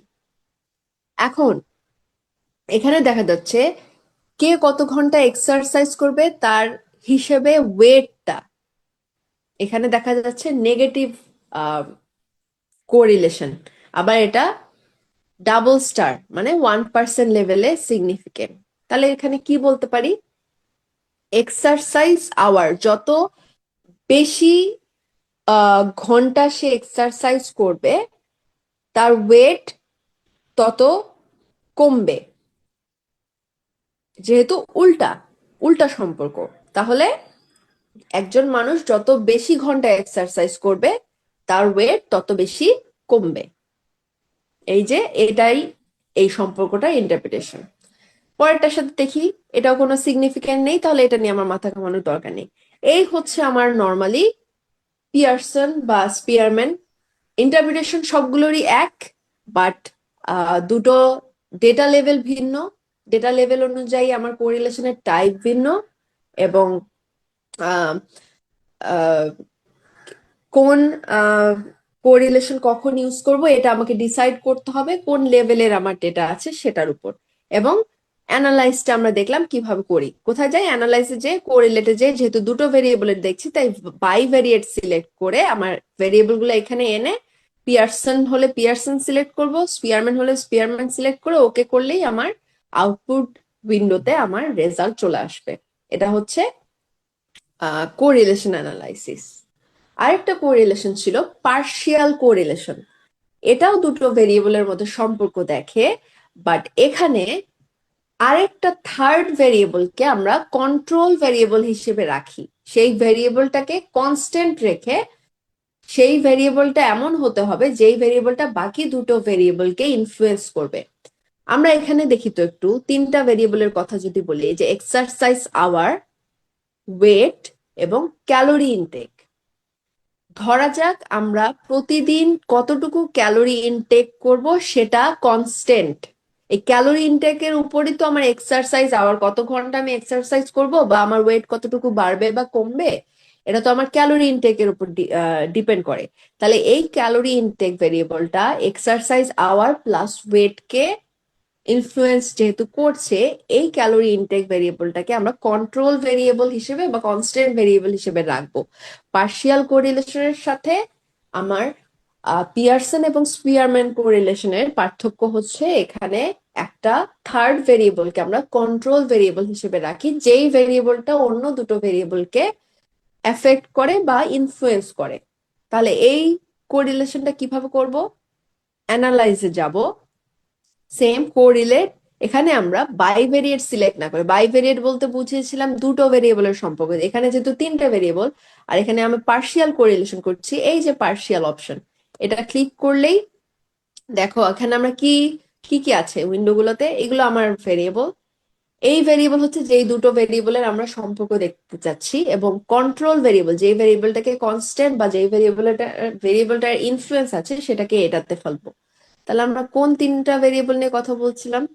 কত ঘন্টা এক্সারসাইজ করব, ওয়েট বাড়বে না কমবে সেটা, এবং ক্যালোরি ইনটেকটা প্রতিদিনের জন্য কনস্ট্যান্ট, সেজন্য এটাকে কন্ট্রোল ভেরিয়েবলের এখানে রেখে ওকে যদি ক্লিক করি, তাহলেই কন্ট্রোল হিসেবে আছে ক্যালোরি ইনটেক। এখন আমাদের এই দেখা যাচ্ছে, দেখো এক্সারসাইজের সাথে ওয়েটের যে সম্পর্ক -0.993, এখানে স্টার হিসেবে দেখাবে না, বাট এই যে সিগনিফিকেন্স এখানে 0.000, এটার মানেই হচ্ছে এটা 0.1% লেভেলে সিগনিফিকেন্ট। ঠিক আছে, 0.1, আমাদের তিনটা লেভেলের সিগনিফিকেন্টের কথা বলছি, 5%, 1% এবং 0.1%। 0.1% মানে হচ্ছে 99.9% কেসে এটা অ্যাকিউরেট এই রেজাল্টটাই আসবে, বাকি 0.1% ক্ষেত্রে এটা আসতেও পারে নাও আসতে পারে। এই যে 0.000, এটার মানে হচ্ছে 0.1% লেভেলে সিগনিফিকেন্ট। এখানে যদি 0.001 থাকতো তখন আমরা বলতাম এটা 1% লেভেলে সিগনিফিকেন্ট, কিন্তু যেহেতু 0.001 আছে, সো এটা হচ্ছে 0.1 লেভেলে সিগনিফিকেন্ট। এবং এটা বলছে আমরা যত বেশি ঘন্টা এক্সারসাইজ করব, যেহেতু নেগেটিভ কোরিলেশন, যত বেশি ঘন্টা এক্সারসাইজ করব আমাদের ওয়েট তত কমবে। ঠিক আছে, বোঝা গেছে? কারো কোনো কোয়েশ্চেন আছে? রেসপন্স করতে হবে, আমরা আছি না নাই সেটা একটু বলতে হবে। জি ম্যাম। এই হচ্ছে আমাদের কোরিলেশন অ্যানালাইসিস। কারো কোনো কোয়েশ্চেন আছে কোরিলেশন অ্যানালাইসিস নিয়ে?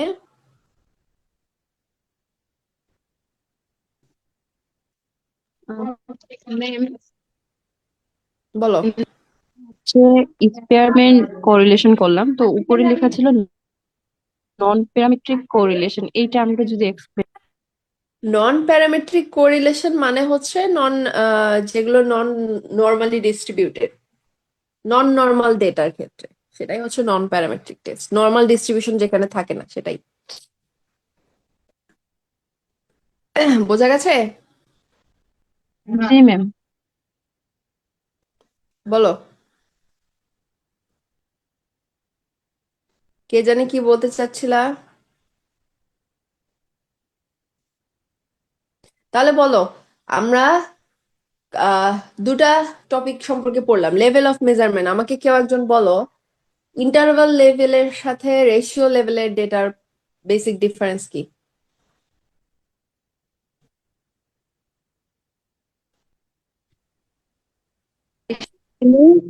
প্রকৃত শূন্য থাকে, মানে আমি বলতে পারবো যে এটা দ্বিগুণ বা তিনগুণ, কিন্তু ইন্টারভালে প্রকৃত শূন্য থাকে না, এটাই। উদাহরণ দাও।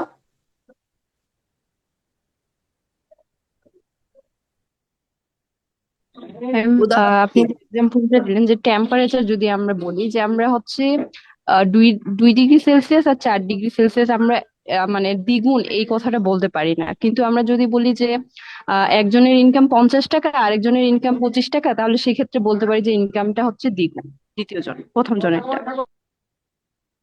আচ্ছা, ট্রু জিরো থাকবে না, এটার উদাহরণ বলো। ট্রু জিরো বিষয়টা কি? ম্যাম বুঝিনি। ট্রু জিরো, আমরা একটা ক্যারেক্টারিস্টিক্স ছিল ইন্টারভালের ক্ষেত্রে ট্রু জিরো থাকবে না আর রেশিওর ক্ষেত্রে ট্রু জিরো থাকবে। ম্যাম ট্রু জিরো বলতে ওখানে জিরো বলতে নাই, কিছুই নাই।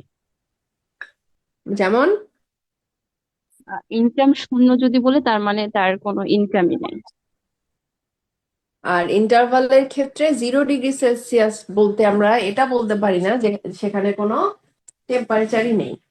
ওকে, তাহলে এই হচ্ছে আমার লেভেলস অফ মেজারমেন্ট নিয়ে আলোচনা। আর কোরিলেশন অ্যানালাইসিস আমরা 3 ধরনের অ্যানালাইসিস দেখলাম। মেইনলি কোরিলেশন কি হয়, দুটো ভেরিয়েবলের পারস্পরিক সম্পর্ক, পারস্পরিক স্ট্রেংথ, একটা বাড়লে একটার ওর সাথে আরেকটার কি ধরনের ইফেক্ট, একটার চেঞ্জ আরেকটার কি ধরনের চেঞ্জ হয় সেটা দেখি। আমরা 3 ধরনের কোরিলেশন দেখলাম। স্পিয়ারম্যান র্যাঙ্ক কোরিলেশন, যেটা আমরা অর্ডিনাল বা নন নর্মাল ডিস্ট্রিবিউটেড ডেটার ক্ষেত্রে দেখি। এটা একটা non parametric test. Non parametric test মানে হচ্ছে এই ডেটায় নর্মাল ডিস্ট্রিবিউশন থাকে না। আর একটা দেখলাম পিয়ারসন, যেখানে ডেটাটা নর্মালি ডিস্ট্রিবিউটেড। সেই নর্মালি ডিস্ট্রিবিউটেড ডেটার ক্ষেত্রে আমরা পিয়ারসন কোরিলেশন দেখে থাকি। ফাইনালি দেখলাম পার্শিয়াল কোরিলেশন, যেখানে আমরা নর্মালি কি করি, দুটো ভেরিয়েবলের সম্পর্ক দেখি কোরিলেশনের মাধ্যমে। পার্শিয়ালে এমন একটা থার্ড ভেরিয়েবল থাকে যেটা বাকি যে দুটো ভেরিয়েবলকে আমরা মেজার করছি বা দুটো ভেরিয়েবলকে অ্যানালাইসিস করছি, সেই ভেরিয়েবল দুটোর উপর যার ইফেক্ট থাকে, এবং ওই ভেরিয়েবলটাকে, থার্ড ভেরিয়েবলটাকে আমরা কনস্ট্যান্ট হিসেবে রেখে কন্ট্রোল ভেরিয়েবল হিসেবে ইউজ করি। এটাই হচ্ছে পার্শিয়াল কোরিলেশন। আমরা অ্যানালাইজে যে কোরিলেট অপশনে যে বাইভেরিয়েট ইউজ করলে পার্শিয়াল এবং স্পিয়ারম্যান র্যাঙ্ক কোরিলেশন পাই, এবং ওখানে পার্শিয়াল কোরিলেশন ইউজ করলে আমরা পাই হচ্ছে তোমার হচ্ছে পার্শিয়াল অপশন ইউজ করলে পার্শিয়াল কোরিলেশন করতে পারি। আর কোরিলেশনের ক্ষেত্রে স্পিয়ারম্যান যখন করব, বাইভেরিয়েটে যে আমরা যখন ভেরিয়েবল গুলো দেয়া হয়ে যাবে তখন পিয়ারসনের টিকটা উঠিয়ে দিয়ে স্পিয়ারম্যানের টিক দিয়ে দেবো, তাহলেই হবে। এই হচ্ছে আমাদের কোরিলেশন অ্যানালাইসিস এর কথাবার্তা।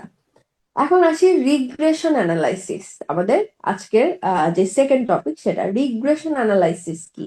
রিগ্রেশন অ্যানালাইসিস দিয়ে আমরা কি দেখি? কোরিলেশনে আমরা দুটো ভেরিয়েবলের পারস্পরিক সম্পর্ক দেখি। রিগ্রেশন অ্যানালাইসিসে আমরা কি দেখি বলো?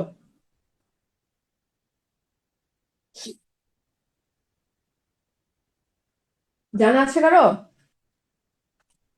ম্যাম, এই রিগ্রেশনের মধ্যে মূলত একটা ভেরিয়েবল আরেকটা ভেরিয়েবলের সাথে কতটুকু নির্ভরশীল সেটা পরিমাপ করা হয়, এরকম কোনো কোন কিছু? ধরনের ভেরিয়েবল? নির্ভরশীলতা যখনই আসে তখন একটা ভেরিয়েবল অবশ্যই নির্ভর হবে, আরেকটা নির্ভর হবে না। এই ভেরিয়েবল জি গুলোকে জি, কি বলে? ম্যাম ডিপেন্ডেন্ট আর একটা ইন্ডিপেন্ডেন্ট। এক্স্যাক্টলি। ভেরিয়েবল দুই প্রকার নির্ভরশীলতার উপর ভিত্তি করে, একটা ডিপেন্ডেন্ট ভেরিয়েবল আর একটা ইন্ডিপেন্ডেন্ট ভেরিয়েবল। ইন্ডিপেন্ডেন্ট ভেরিয়েবল আমার কোনো ভেরিয়েবলের উপর ডিপেন্ড করে না, আর ডিপেন্ডেন্ট ভেরিয়েবল গুলো আমার ইন্ডিপেন্ডেন্ট ভেরিয়েবল বা অন্য কোনো ভেরিয়েবলের উপর ডিপেন্ড করে। নাম থেকেই এটা সেলফ এক্সপ্লানেটরি। ডিপেন্ডেন্ট মানে একজনের উপর নির্ভরশীল, তার সে চেঞ্জটা অন্য ভেরিয়েবলের উপর নির্ভরশীল। কিন্তু ইন্ডিপেন্ডেন্টের ক্ষেত্রে যে চেঞ্জ আসবে সেটা অন্য কোনো ভেরিয়েবলের উপর ডিপেন্ডেন্ট নয়। ওকে, রিগ্রেশন অ্যানালাইসিসে মেইনলি আমরা দেখি যে ইন্ডিপেন্ডেন্ট ভেরিয়েবলের জন্য ডিপেন্ডেন্ট ভেরিয়েবলে কি চেঞ্জ হয়, বা ডিপেন্ডেন্ট ভেরিয়েবলে যে চেঞ্জ গুলো হয় সেটার উপর কোন কোন ভেরিয়েবলের প্রভাব আছে, কতটুকু প্রভাব আছে, কোন কোন ইন্ডিপেন্ডেন্ট ভেরিয়েবলের জন্য এই চেঞ্জটা আসছে, সেই জিনিসটাই আমরা রিগ্রেশন অ্যানালাইসিসের মাধ্যমে দেখি। রিগ্রেশন ইকুয়েশন আমার জানা আছে? কারো জানা আছে রিগ্রেশন ইকুয়েশন কি?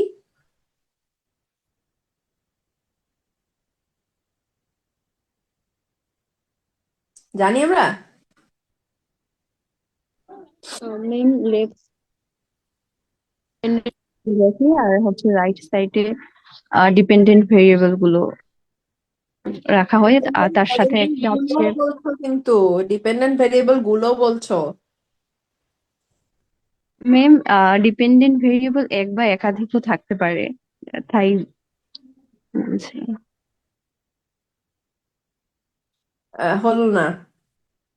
মেইনলি রিগ্রেশন অ্যানালাইসিসের ইকুয়েশন হচ্ছে y equal to alpha plus beta x.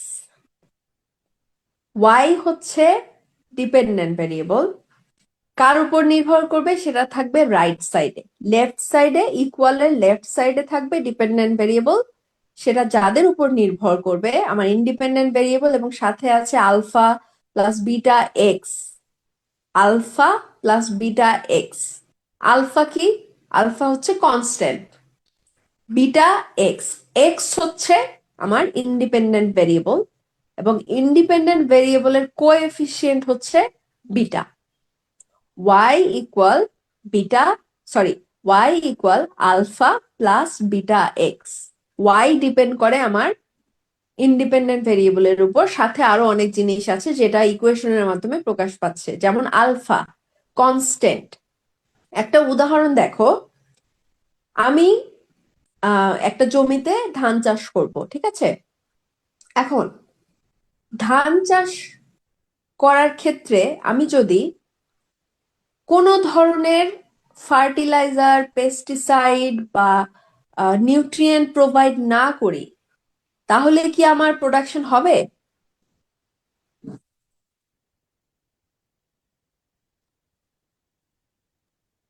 কি মনে হয়?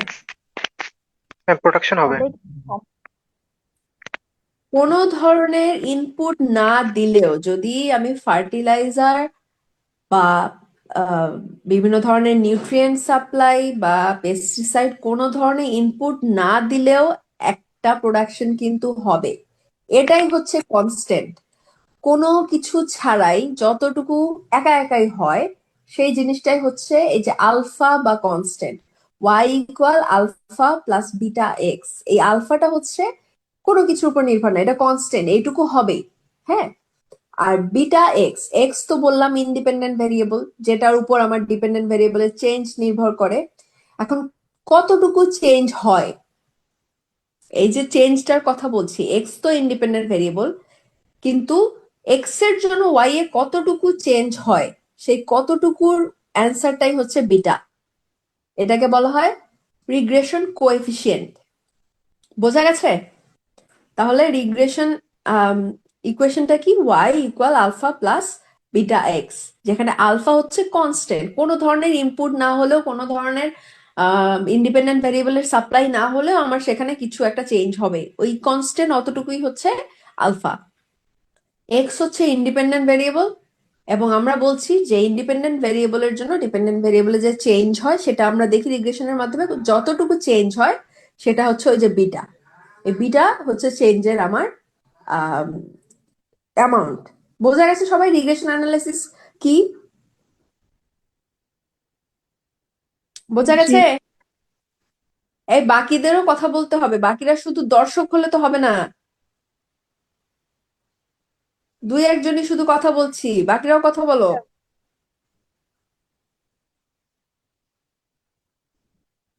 আচ্ছা, আমি একটু দেখি কারা কারা আছি।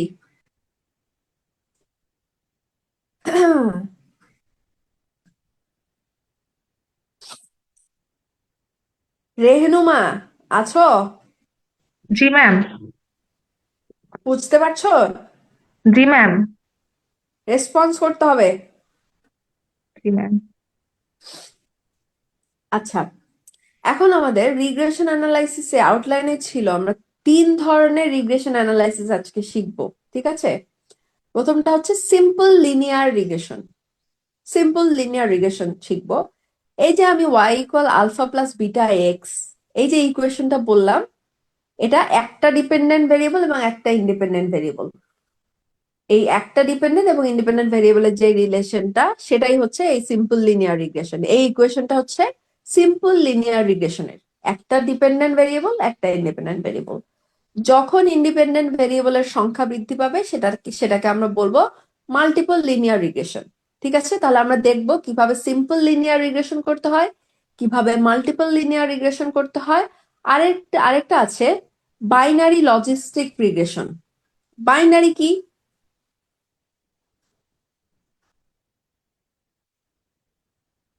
বলো, বাইনারি কি?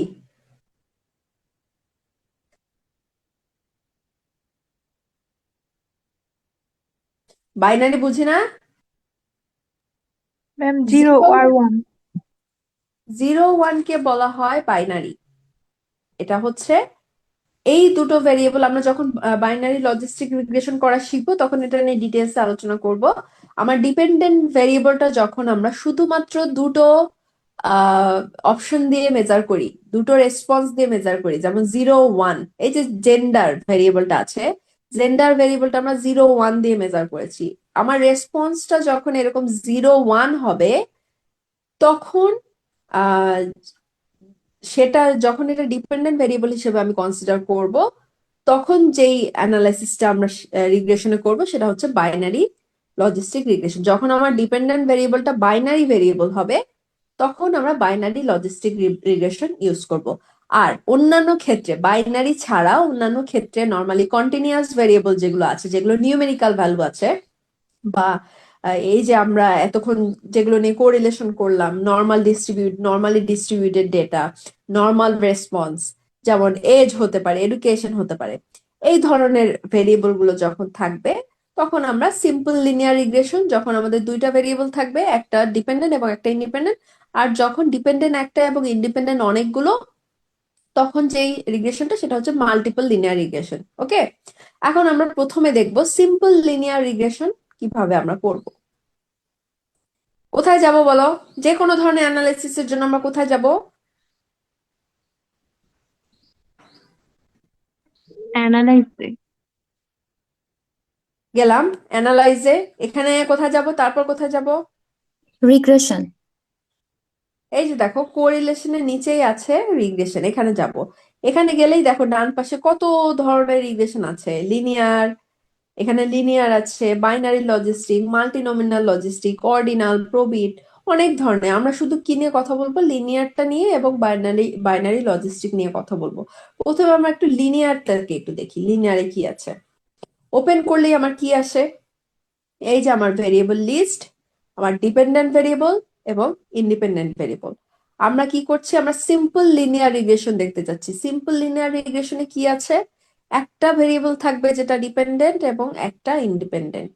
আমরা কি দেখতে চাচ্ছি? যে দেখি আমার ধরা যাক আমার যে ইনকাম ভেরিয়েবলটা আছে সেটা আমরা ডিপেন্ডেন্ট ভেরিয়েবল হিসেবে ইউজ করব।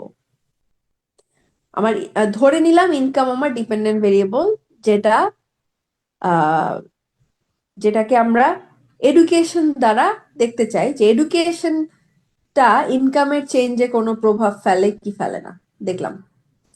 আচ্ছা, এখন কি করব? আমরা ডিপেন্ডেন্ট একটা সিলেক্ট করলাম, ইন্ডিপেন্ডেন্ট একটা সিলেক্ট করলাম। আমরা যেহেতু সিম্পল লিনিয়ার রিগ্রেশন তাই একটা, এখানে আর কিছু চেঞ্জ করলাম না। আমরা একটু স্ট্যাটিস্টিক্সে যাব। স্ট্যাটিস্টিক্সে যে এখানে এস্টিমেট তো আছেই, মডেল ফিট আছে, এখানে যে আর স্কোয়ার চেঞ্জ, হ্যাঁ, এটা আমরা সিলেক্ট করে নিব। আর স্কোয়ার চেঞ্জ সিলেক্ট করে নিয়ে এখানে কোলিনিয়ারিটি ডায়াগনস্টিক, এই যে আমরা ভেরিয়েবল গুলো সিলেক্ট করলাম, এরা একে অপরের সাথে আবার কোরিলেটেড কিনা, বা এখানে কোলিনিয়ারিটি, এগুলো আরো অ্যাডভান্স লেভেলের কথাবার্তা, এগুলো নিয়ে ডিটেলস আমরা কথা না বলে আমরা সিলেক্ট করে রাখলাম। আর ডারবিন ওয়াটসন, এইটুকু। এগুলো সিলেক্ট না করলে হয়, তোমার দরকার নেই। এখন আমরা যেহেতু সিম্পলি ইয়ে করছি, দরকার নেই। জাস্ট এখানে এসে এস্টিমেট, মডেল ফিট এবং আর স্কোয়ার চেঞ্জ, এই তিনটা অপশন আমাদের সিলেক্ট করা থাকবে। কন্টিনিউ, জাস্ট ওকে দিয়ে দেখি কি আসে। দেখো আমার রিগ্রেশনের রেজাল্ট আসলো। ঠিক আছে, এটা হচ্ছে আমার মডেল সামারি। আমরা যখন রিগ্রেশন অ্যানালাইসিস করি তখন এটা একটা আমার ওই যে y equal alpha plus beta x এর উপর ভিত্তি করে একটা মডেল গঠন করে। হ্যাঁ, এখানে দেখো আর আছে, আর স্কোয়ার আছে, অ্যাডজাস্টেড আর স্কোয়ার আছে। আমাদের কি কি দেখতে হবে এখানে? এই যে আর স্কোয়ার এবং অ্যাডজাস্টেড আর স্কোয়ার, এটা দেখবো। আর এই যে সিগনিফিকেন্ট এফ চেঞ্জ, এটা দেখবো। আচ্ছা, আর স্কোয়ার কি? এখানে আছে 0.280। এটাকে যদি আমরা পার্সেন্টেজে বিবেচনা করি তাহলে এটা 28% হয়। হ্যাঁ, 100 দ্বারা গুণ করলেই পার্সেন্ট আমরা এটা পাবো। তাহলে 28% আর স্কোয়ার। এটার অর্থ কি? এটার অর্থ হচ্ছে আমার যে এডুকেশন ভেরিয়েবল, ইন্ডিপেন্ডেন্ট ভেরিয়েবল ছিল এডুকেশন, এই এডুকেশনটা আমার ইনকামের যে চেঞ্জ হচ্ছে সেই চেঞ্জটাকে 100%-এর মধ্যে 28% এক্সপ্লেইন করছে। ঠিক আছে, বাকি যে পার্সেন্টেজটা আছে সেটা এডুকেশন এক্সপ্লেইন করতে পারছে না। তার মানে অন্য আরো কোনো হয়তো বা ভেরিয়েবল থাকতে পারে যারা ওই বাকি পার্সেন্টেজটুকু এক্সপ্লেইন করবে। একটা মানুষের ইনকাম কেমন হবে, এডুকেশন ভেরিয়েবলটা আমার সেটা 100%-এর মধ্যে 28% এক্সপ্লেইন করবে, এবং এটা এই যে 0.000 মানে কি বলেছিলাম, 0.1% লেভেলে সিগনিফিকেন্ট, তার মানে এটা হাইলি সিগনিফিকেন্ট। বাট এডুকেশন ভেরিয়েবলটা সোললি 100%-এর মধ্যে 28% আমার যেই ভেরিয়েশন, আমার ইনকাম কেমন হবে না হবে সেটা এক্সপ্লেইন করছে। এটা একটা বিষয় দেখলাম। অ্যানোভা টেবিলে দেখবো এই যে এফ স্ট্যাটিস্টিক্স, এফ এর মানটা আমার সিগনিফিকেন্ট কিনা। যদি এফ এর মান সিগনিফিকেন্ট না হয় তাহলে আমরা মানে এইটা নিয়ে আর ফার্দার আগাবো না, আমরা বলতে পারবো না যে এই মডেলটা সিগনিফিকেন্ট। আমার এফ এর মান 0.1% লেভেলে সিগনিফিকেন্ট, তার মানে আমার মডেলটা ঠিক আছে, আমার রিগ্রেশন অ্যানালাইসিস যে রেজাল্টটা দিচ্ছে সেটা ভালোভাবেই প্রেডিক্ট করতে পারছে। এখন দেখো, এই যে আমরা আলফার কথা বলেছিলাম কনস্ট্যান্ট, এটা আমরা দেখবো না, আমরা দেখবো এই যে এডুকেশন কোএফিসিয়েন্ট। আমরা ওই যে বলেছি আলফা প্লাস বিটা এক্স, বিটার মান কোথা থেকে পাবো? বিটার মান পাবো এই যে স্ট্যান্ডার্ডাইজড কোএফিসিয়েন্ট বেটা, এডুকেশনের স্ট্যান্ডার্ডাইজড কোএফিসিয়েন্ট বেটা 0.529।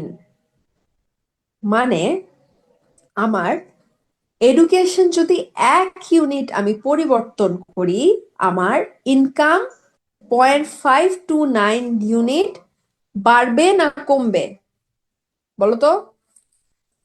বাড়বে। কেন বাড়বে? কারণ এটা পজিটিভ সাইন আছে তাই। এবং এটা আমরা জোর দিয়ে কখন বলতে পারবো? যখন এই যে 0.1% লেভেলে সিগনিফিকেন্ট, আমরা সবসময় সিগনিফিকেন্ট লেভেলটা দেখবো, এটা 0.000। তার মানে আমরা জোর দিয়ে বলতে পারবো একজন মানুষের এডুকেশন যদি 1 ইউনিট বাড়াই তাহলে আমার ইনকাম 0.529 ইউনিট হারে বাড়বে, আর যদি কমাই তাহলে 0.529 ইউনিট হারে কমবে। এটাই হচ্ছে প্রেডিকশন। প্রথমে আমরা কি তাহলে দেখলাম যে কত পার্সেন্ট আমার 100% ইনকামকে এক্সপ্লেন করতে করার ক্ষেত্রে। আচ্ছা, আজানটা শেষ হোক, আমরা তারপরে একটু ইয়ে করি, হ্যাঁ।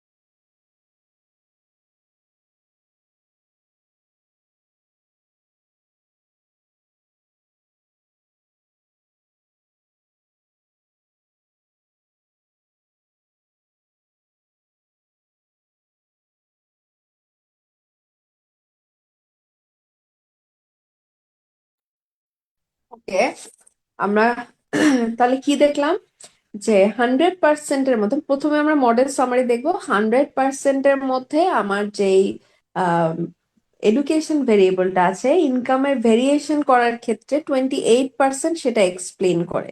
আমার ভেরিয়েশনে 28% কন্ট্রিবিউশন আছে আমার ইয়ের এডুকেশন ভেরিয়েবলের, এবং এটা হাইলি সিগনিফিকেন্ট, 0.1% লেভেলে সিগনিফিকেন্ট। এবং কোএফিসিয়েন্টের ক্ষেত্রে বিটা কোএফিসিয়েন্ট 0.529, এবং এটাও হাইলি সিগনিফিকেন্ট। এখন সিমিলারলি আবার অ্যানালাইজে যে আমরা রিগ্রেশনে যে লিনিয়ারে যে যদি এখানে একটা ইন্ডিপেন্ডেন্ট ভেরিয়েবলের জায়গায় আমি মাল্টিপল ভেরিয়েবল অ্যাড করি, দেখলো অনেকগুলো ভেরিয়েবল অ্যাড করি, ওয়েট, এক্সারসাইজ আওয়ার সব অ্যাড করলাম, দেখা গেলো এগুলো অ্যাড করলাম, ওকে দিলাম। এখন একটার জায়গায় যখন অনেকগুলো ভেরিয়েবল আমরা ইউজ করব তখন সেটা হচ্ছে মাল্টিপল লিনিয়ার রিগ্রেশন। এখন এখানে দেখো আমি এতগুলো ভেরিয়েবল অ্যাড করেছি, এখানে r² মানে হচ্ছে সবগুলো ভেরিয়েবল মিলে 0.384 38.4% ভেরিয়েশন মানে এক্সপ্লেইন করছে আমার এই সবগুলো ভেরিয়েবল মিলে। এখন 100%-এর মধ্যে এতগুলো ভেরিয়েবল মিলে মাত্র 38.4% এক্সপ্লেইন করছে। এটা খুব একটা ভালো রেজাল্ট কিন্তু না, যদিও এটা সিগনিফিকেন্ট, এটা 0.1% লেভেলে সিগনিফিকেন্ট, মানে 1% লেভেলে সিগনিফিকেন্ট, বাট এটা খুব একটা ভালো রেজাল্ট না। কারণ আমরা প্রথমটাতে দেখলাম একটা ভেরিয়েবল দিয়ে 28%, সেখানে এতগুলো ভেরিয়েবল অ্যাড করে মাত্র 38.4% এক্সপ্লেইন করছে। তার মানে এটা বলা যায় যে যে ভেরিয়েবল গুলো আমরা কনসিডার করেছি আমার ইনকামের সাথে, সেই ভেরিয়েবল গুলো খুব একটা কোরিলেটেড না, বা খুব একটা আহ না, জুৎসই না, আমার ভেরিয়েবল সিলেকশনে ভুল ছিল। এবং এখানে দেখো অ্যানোভার ক্ষেত্রেও এটা সিগনিফিকেন্ট লেভেলটা খুব একটা ভালো রেজাল্ট দেয়নি। কোএফিসিয়েন্টের ক্ষেত্রে দেখি, এখানে মাত্র দেখা যাচ্ছে দুটো ভেরিয়েবল মাত্র সিগনিফিকেন্ট, দুটো ভেরিয়েবল টিকেছে, এবং এটা দুটোই পজিটিভ আর বাকিগুলোর সিগনিফিকেন্ট ভ্যালু দেখো 0.4, 0.4, 0.3, এগুলো কোনোটাই সিগনিফিকেন্ট না। শুধুমাত্র এডুকেশন এবং স্যাটিসফ্যাকশন ইন লাইফ এটা 1% লেভেলে সিগনিফিকেন্ট। তাহলে এই আমার সিম্পল লিনিয়ার রিগ্রেশন এবং মাল্টিপল লিনিয়ার রিগ্রেশনের যেই এক্সপ্লানেশন সেটা। এখন আমরা তো দেখলাম যে এই সবগুলো ভেরিয়েবল মিলে আমার 38.4% এক্সপ্লেইন করেছে, যার মধ্যে মাত্র দুটো সিগনিফিকেন্ট। এখন আমি দেখতে চাই যে এই দুটো ইন্ডিভিজুয়ালি কতটুকু আমার এক্সপ্লেইন করছে, ইন্ডিভিজুয়ালি ইনকামের ভেরিয়েশনে কতটুকু এক্সপ্লেইন করছে, এটা আলাদা আলাদা ভাবে দেখতে চাই। এখানে তো আমরা সবগুলোর একসাথে কতটুকু এক্সপ্লেইন করছে সেটা দেখেছি, তাই না? 38.4। আমি দেখতে চাই যে ইন্ডিভিজুয়ালি এই যে সিগনিফিকেন্ট ভেরিয়েবল গুলো আছে সেগুলো কতটুকু এক্সপ্লেইন করে। তাহলে আবার আমরা অ্যানালাইসে যাব, যে রিগ্রেশনে যাব, লিনিয়ারে যাব, আমার যা সিলেক্ট তাই থাকবে, কিন্তু আমার সিগনিফিকেন্ট ছিল মাত্র দুটো, সেই দুটো রেখে বাকিগুলোকে আমরা এখান থেকে বের করে দেব। তাহলে আমার কোনটা কোনটা ছিল? এডুকেশন ছিল এবং স্যাটিসফ্যাকশন লেভেল ছিল। এখানে মেথডটা এন্টার সিলেক্ট করা ছিল প্রথমটাতে। আমরা যখন প্রথম স্টেপ করি তখন শুধু এন্টার সিলেক্ট ছিল, কিন্তু এখানে আমরা যখন ইন্ডিভিজুয়াল লেভেলে কন্ট্রিবিউশন দেখবো তখন এখানে মেথডটা স্টেপ ওয়াইজ করে দেবো। এন্টারের জায়গায় স্টেপ ওয়াইজ করে দেবো। স্ট্যাটিস্টিক্সে r² চেঞ্জটা সিলেক্ট করে কন্টিনিউ যদি করি, ওকে চাপলেই এই যে আমার ইন্ডিভিজুয়াল লেভেলে কে কতটুকু এক্সপ্লেইন করছে সেটা আসছে। তাহলে এডুকেশন করছে 28% এবং লাইফ স্যাটিসফ্যাকশন করছে 8.1% লেভেল, মানে 1% কন্ট্রিবিউট করছে আমার ইনকামকে এক্সপ্লেইন করার ক্ষেত্রে।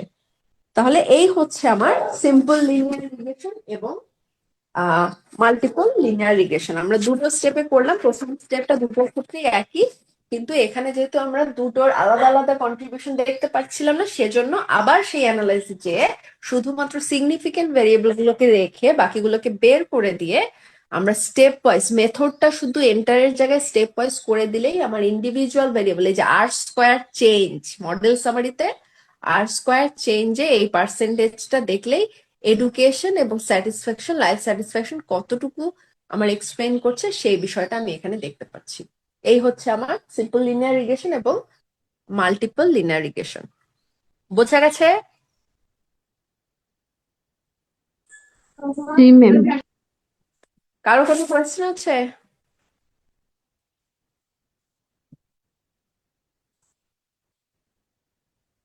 রেসপন্স করো, কারো কোনো কোয়েশ্চেন আছে? ম্যাম অ্যানোভাটা যদি আবার একটু বলতেন। অ্যানোভা বেসিক্যালি এখানে এই যে এফ স্ট্যাটিস্টিক্স এর মান ডিনোট করে। এটা অ্যানোভার ক্ষেত্রে শুধুমাত্র আমরা এই এফ এর মান আছে না, এফ টেবিল থেকে এফ এর মান দেখি অ্যানোভা দিয়ে।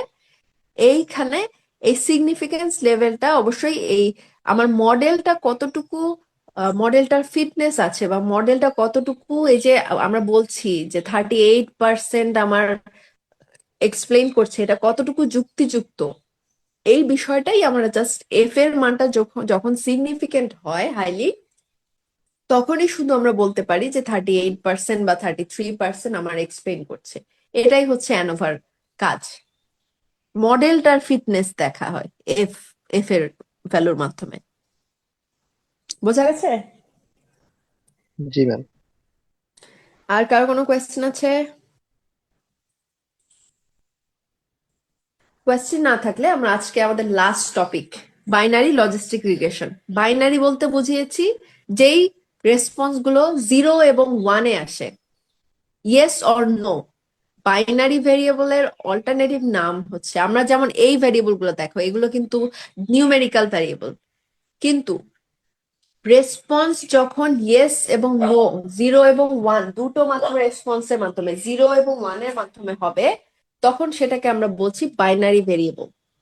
এখন একটু চিন্তা করো যে এই যে আমার এই লাস্টের দুটো ভেরিয়েবল দেখো, স্টাডি আওয়ার এবং এই ডিপেন্ডেন্ট ভেরিয়েবলটা এখানে মেইনলি পাস এবং ফেল। এই রেসপন্স, 0 রেসপন্স মানে ফেল এবং পাস রেসপন্স মানে 1 রেসপন্স মানে পাস।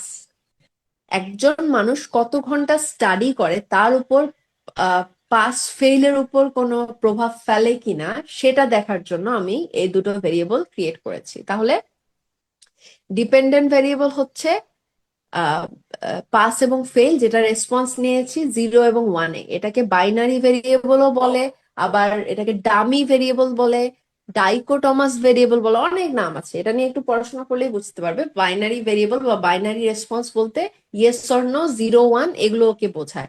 যেই সব ভেরিয়েবল আমরা শুধুমাত্র 0 এবং 1 রেসপন্সের মাধ্যমে মেজার করি সেগুলোকে আমরা বলি বাইনারি ভেরিয়েবল বা ডামি ভেরিয়েবল বা ডাইকোটমাস ভেরিয়েবল। তাহলে স্টাডি আওয়ার এই যে পাস এবং ফেইলের উপর কোনো প্রভাব ফেলে কিনা এই জিনিসটা আমরা দেখতে চাচ্ছি। যখন আমার রিগ্রেশন অ্যানালাইসিসে ভেরিয়েবল গুলো ডিপেন্ডেন্ট ভেরিয়েবলটা বাইনারি ভেরিয়েবল হবে, আমরা কিন্তু বাইনারি ভেরিয়েবলকে লিনিয়ার রিগ্রেশনে আমরা এন্টার করতে পারবো না, ঠিক আছে? তো বাইনারি ভেরিয়েবলের জন্য যে রিগ্রেশন অ্যানালাইসিস আমরা ইউজ করি সেটা হচ্ছে বাইনারি লজিস্টিক রিগ্রেশন। অ্যানালাইসিসে যাব, রিগ্রেশনে যাব, এই যে বাইনারি লজিস্টিক এখানে সিলেক্ট করব, করে আমি আবার রিসেট দেই। ডিপেন্ডেন্ট ভেরিয়েবল এই যে এটা আমার পাস ফেল, এটা আমরা ডিপেন্ডেন্ট এইভাবে নাম দিয়েছি, এটাকে আমরা ডিপেন্ডেন্টের এখানে দিলাম। আর কত ঘন্টা স্টাডি করবে সেটা আমরা এই যে ব্লক এইখানে দিলাম। এখানে যে আমি দেখি ক্যাটাগরিক্যালে কিছু, আমার যেহেতু কোনো ক্যাটাগরিক্যাল ভেরিয়েবল আমার নেই, ক্যাটাগরিক্যাল মানে অর্ডার বা ক্যাটাগরি আছে, আমার স্টাডি আওয়ারে আমি এটা ঘন্টায় মেজার করেছি, কোনো ক্যাটাগরি নেই, তাহলে আমার এখানে দরকার নেই। অপশনে যে দেখি কিছু করা যায় কিনা, অপশনে যে আচ্ছা এইটা আমরা একটু সিলেক্ট করে দিই, আর এখানে 95% লেভেল আমরা দেখবো, সেই এই দুটো জাস্ট সিলেক্ট করে দিলাম। হসমার লেমশো, গুডনেস অফ ফিট, আর হচ্ছে সিএল ফর মানে কনফিডেন্স লেভেল 95%, মানে আমরা দেখতে চাচ্ছি মিনিমাম 5% লেভেলে সিগনিফিকেন্ট হতেই হবে। কন্টিনিউ দিয়ে জাস্ট ওকে করব। এই যে অনেক কিছু আসবে আমার, হ্যাঁ আমি টোটাল দেখা যাচ্ছে এই যে এখানে আমার বলছে আমি ফেল ধরেছি, যারা 0 রেসপন্স করেছে তারা ফেল, যারা পাস করেছে তাদেরকে 1 এ ধরেছি। এখানে দুটো ব্লক আসবে দেখো, ব্লক 0 এবং ব্লক 1। ব্লক 0 বা বিগিনিং ব্লকে আমার যেই ইন্ডিপেন্ডেন্ট ভেরিয়েবল আছে মানে স্টাডি আওয়ার, সেটাকে ছাড়াই আমি একটা প্রেডিকশন করেছি, সেটাকে ছাড়া এই প্রেডিকশনটা আসে। আমাদের কনসার্ন এটা না, আমাদের কনসার্ন হচ্ছে এই যে ব্লক 1 এটা, ঠিক আছে? ব্লক 1 এ আমরা কি কি দেখব? এই যে আমার লিনিয়ার রিলেশনে লিনিয়ার রিগ্রেশনে যেমন একটা মডেল সামারি ছিল, এখানেও আমার মডেল সামারি থাকে। হ্যাঁ, এখানে আমরা মেইনলি দেখবো এই যে ন্যাগেল কার্ক আর স্কয়ার, এটার মান যত বেশি হবে মডেল ফিট তত বেশি। তাহলে এখানে দেখা যাচ্ছে কত 65.3% এক্সপ্লেইন করে আমার স্টাডি আওয়ার যে পাস ফেইলের উপর একটা তার প্রভাব আছে, এটা 65.3%। এটা ভেরি খুবই একটা মোটামুটি স্ট্রং ধরনের বা মডারেটলি স্ট্রং ধরনের একটা প্রেডিকশন, ঠিক আছে? এই যে হসমার লেমশো টেস্ট, এটাও দেখাচ্ছে সিগনিফিকেন্ট কততে, 0.680। আমার দেখার কথা হচ্ছে এই যে আমার এই ভেরিয়েবল ইন ইকুয়েশন, তার আগে দেখবো এই ক্লাসিফিকেশন টেবিল। আমরা দুটো ক্লাস দেখেছিলাম, ফেইল এবং পাস। এখানে 86.2% কেসে দেখাচ্ছে যে যারা স্টাডি আওয়ার যাদের বেশি ছিল তারা বেশি পাস করেছে, এবং এই ক্ষেত্রে আবার 85.7% কেসে দেখাচ্ছে যাদের স্টাডি আওয়ার বেশি ছিল তারা ফেল করেছে। আমরা কনসিডার করবো এই যে পাস করেছে, এটা 86.2% কেসে দেখা যাচ্ছে যে আমাদের যাদের স্টাডি আওয়ার বেশি ছিল তারা বেশি পাস করেছে। এখন এইখানে আসি ভেরিয়েবলস ইন দ্য ইকুয়েশন। আমরা নর্মালি কি দেখি, এই যে বিটা ভ্যালু দেখি 0.952, তার মানে স্টাডি আওয়ার 1 ইউনিট চেঞ্জ হলে বা 1 ইউনিট বাড়ালে আমাদের যে পাশ করার প্রবণতা, যেহেতু আমার পাশের পার্সেন্টেজ বেশি ছিল, তাহলে আমরা এটাকেই কনসিডার করবো পাশ করার প্রবণতা 0.952% বেড়ে যায়, ঠিক আছে? আর আরেকটা জিনিস দেখবো, সেটাকে বলা হয় অড রেশিও। অড রেশিও আমরা কোথা থেকে দেখি, এই যে এক্সপোনেনশিয়াল বিটা, এই যে এই ভ্যালুটা, এটাকে বলা হয় অড রেশিও। এটা যখন 1-এর চেয়ে গ্রেটার হবে তখন আমরা বলবো যে এটা পজিটিভ প্রবাবিলিটি আছে বা পজিটিভলি স্ট্রেংথ আছে। আমরা যেই কথাটা বলছি যে 1 ইউনিট স্টাডি আওয়ার বাড়ালে আমার পাস করার প্রবণতা 0.952 ইউনিট বাড়বে, এটা পজিটিভলি প্রবাবিলিটি এটার বেশি, মানে অনেক বেশি। 1-এর চেয়ে বেশি হওয়া মানে এটা পজিটিভ সাইন নির্দেশ করে যে আমার অবশ্যই স্টাডি আওয়ার বাড়ালে পাস করার প্রবণতা বেড়ে যাবে। এটা 1-এর চেয়ে যত বেশি হবে আমার মানটা তত বেশি, আমি তত প্রবাবিলিটি বেশি যে আমার ইন্ডিপেন্ডেন্ট ভেরিয়েবল বাড়ালে আমার ডিপেন্ডেন্ট ভেরিয়েবল বাড়বে। আবার এই যে সিগনিফিকেন্ট লেভেলটাও 0.1% লেভেলের সিগনিফিকেন্ট। তাহলে এখানে আমরা মেনলি তিনটা জিনিস আসলে দেখেছি, তিনটা না চারটা। প্রথমত মডেল সামারি দেখি। মডেল সামারি দেখি যে আমরা যে ভেরিয়েবলটা কনসিডার করেছি সেটা আমার ডিপেন্ডেন্ট ভেরিয়েবলকে কতটুকু এক্সপ্লেন করে। নেগেলকার কার স্কোয়ারের মাধ্যমে আমরা এটা দেখি, যেখানে দেখা যাচ্ছে 0.653 মানে 65.3% আমার এক্সপ্লেন করে। আমার হোসমার এন্ড লেমশো টেস্টেও সিগনিফিকেন্ট লেভেল দেখা যাচ্ছে 0.680।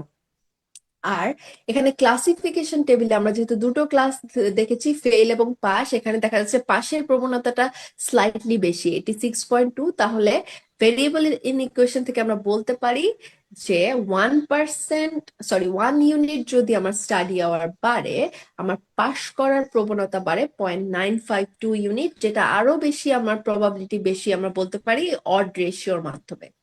যেটা 1-এর চেয়ে যখন বেশি, তার মানে 1 থেকে যত উপরের দিকে যাবে আমার অড রেশিও তত বাড়বে, মানে হচ্ছে আমার প্রবাবিলিটি পজিটিভলি আমি তত বেশি করে বলতে পারি। যখন সেটা মাইনাসের দিকে যাবে বা 1-এর 0 থেকে এদিকে এসে -1-এর দিকে যাবে, তখন আবার আমরা বলবো যে নেগেটিভ প্রবাবিলিটি, ঠিক আছে? এই হচ্ছে আমার বাইনারি লজিস্টিক রিগ্রেশন। তাহলে আমরা কিভাবে করলাম আরেকবার যদি দেখি, অ্যানালাইসে যাব, রিগ্রেশনে যাব, যে বাইনারি লজিস্টিকে যাব, যে ডিপেন্ডেন্ট ভেরিয়েবলটাকে এখানে দেব, ইন্ডিপেন্ডেন্ট ভেরিয়েবলটাকে এখানে দেব, দিয়ে অপশনে যে এই যে কনফিডেন্স লেভেল 95% এটা ক্লিক করব, হসমার লেমশো গুডনেস অফ ফিট এটা ক্লিক করব, কন্টিনিউ দেব, এখানে এন্টার ওকে দেওয়ার আমি সোজাসুজি এগুলো কোনো কিছু দেখার দরকার নেই। আমি এখানে ব্লক 0 এবং ব্লক 1 আছে, আমাকে নর্মালি দেখতে হবে ব্লক 1-এর রেজাল্ট। এখানে আমরা মডেল সামারি দেখবো, নেগেলকার কার স্কোয়ারের ভ্যালুটা দেখবো। এটা যত বেশি হবে 1-এর দিকে যাবে তত আমার মডেল বেশি গুড, মানে ফিট বলতে পারবো।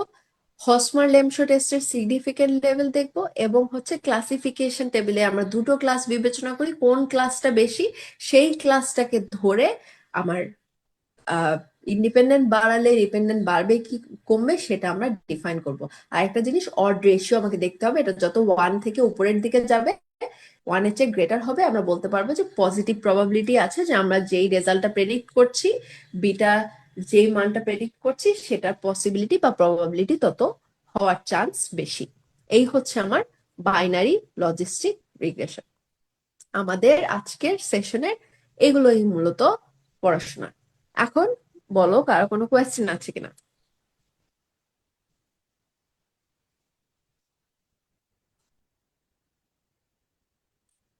আমরা কি আছি?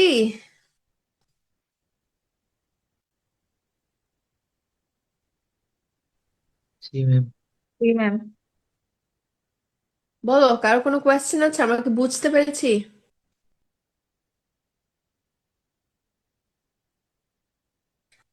চুপ করে থাকা মানে আমরা কিছুই বুঝি নাই, শুধু আমি একা একাই কথা বলে গেছি। ম্যাম বুঝেছি।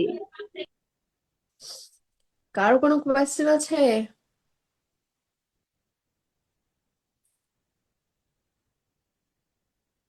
কথা বলতে হবে, কথা না বললে কিভাবে হবে?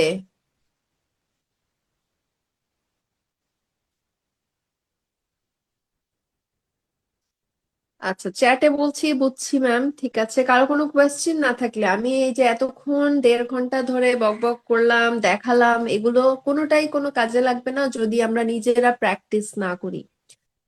আম, এগুলো শিখে আসলে যদি ইমপ্লয় করতে না পারি বা হচ্ছে আমি এটা অ্যাপ্লাই করতে না পারি, তাহলে আসলে কোনো লাভ নেই। তো আমার ইয়ে থাকবে, আমরা ক্লাস রেকর্ডিং যেহেতু দিয়ে নেই, আমরা এটা আবার রিক্যাপে দেখবো।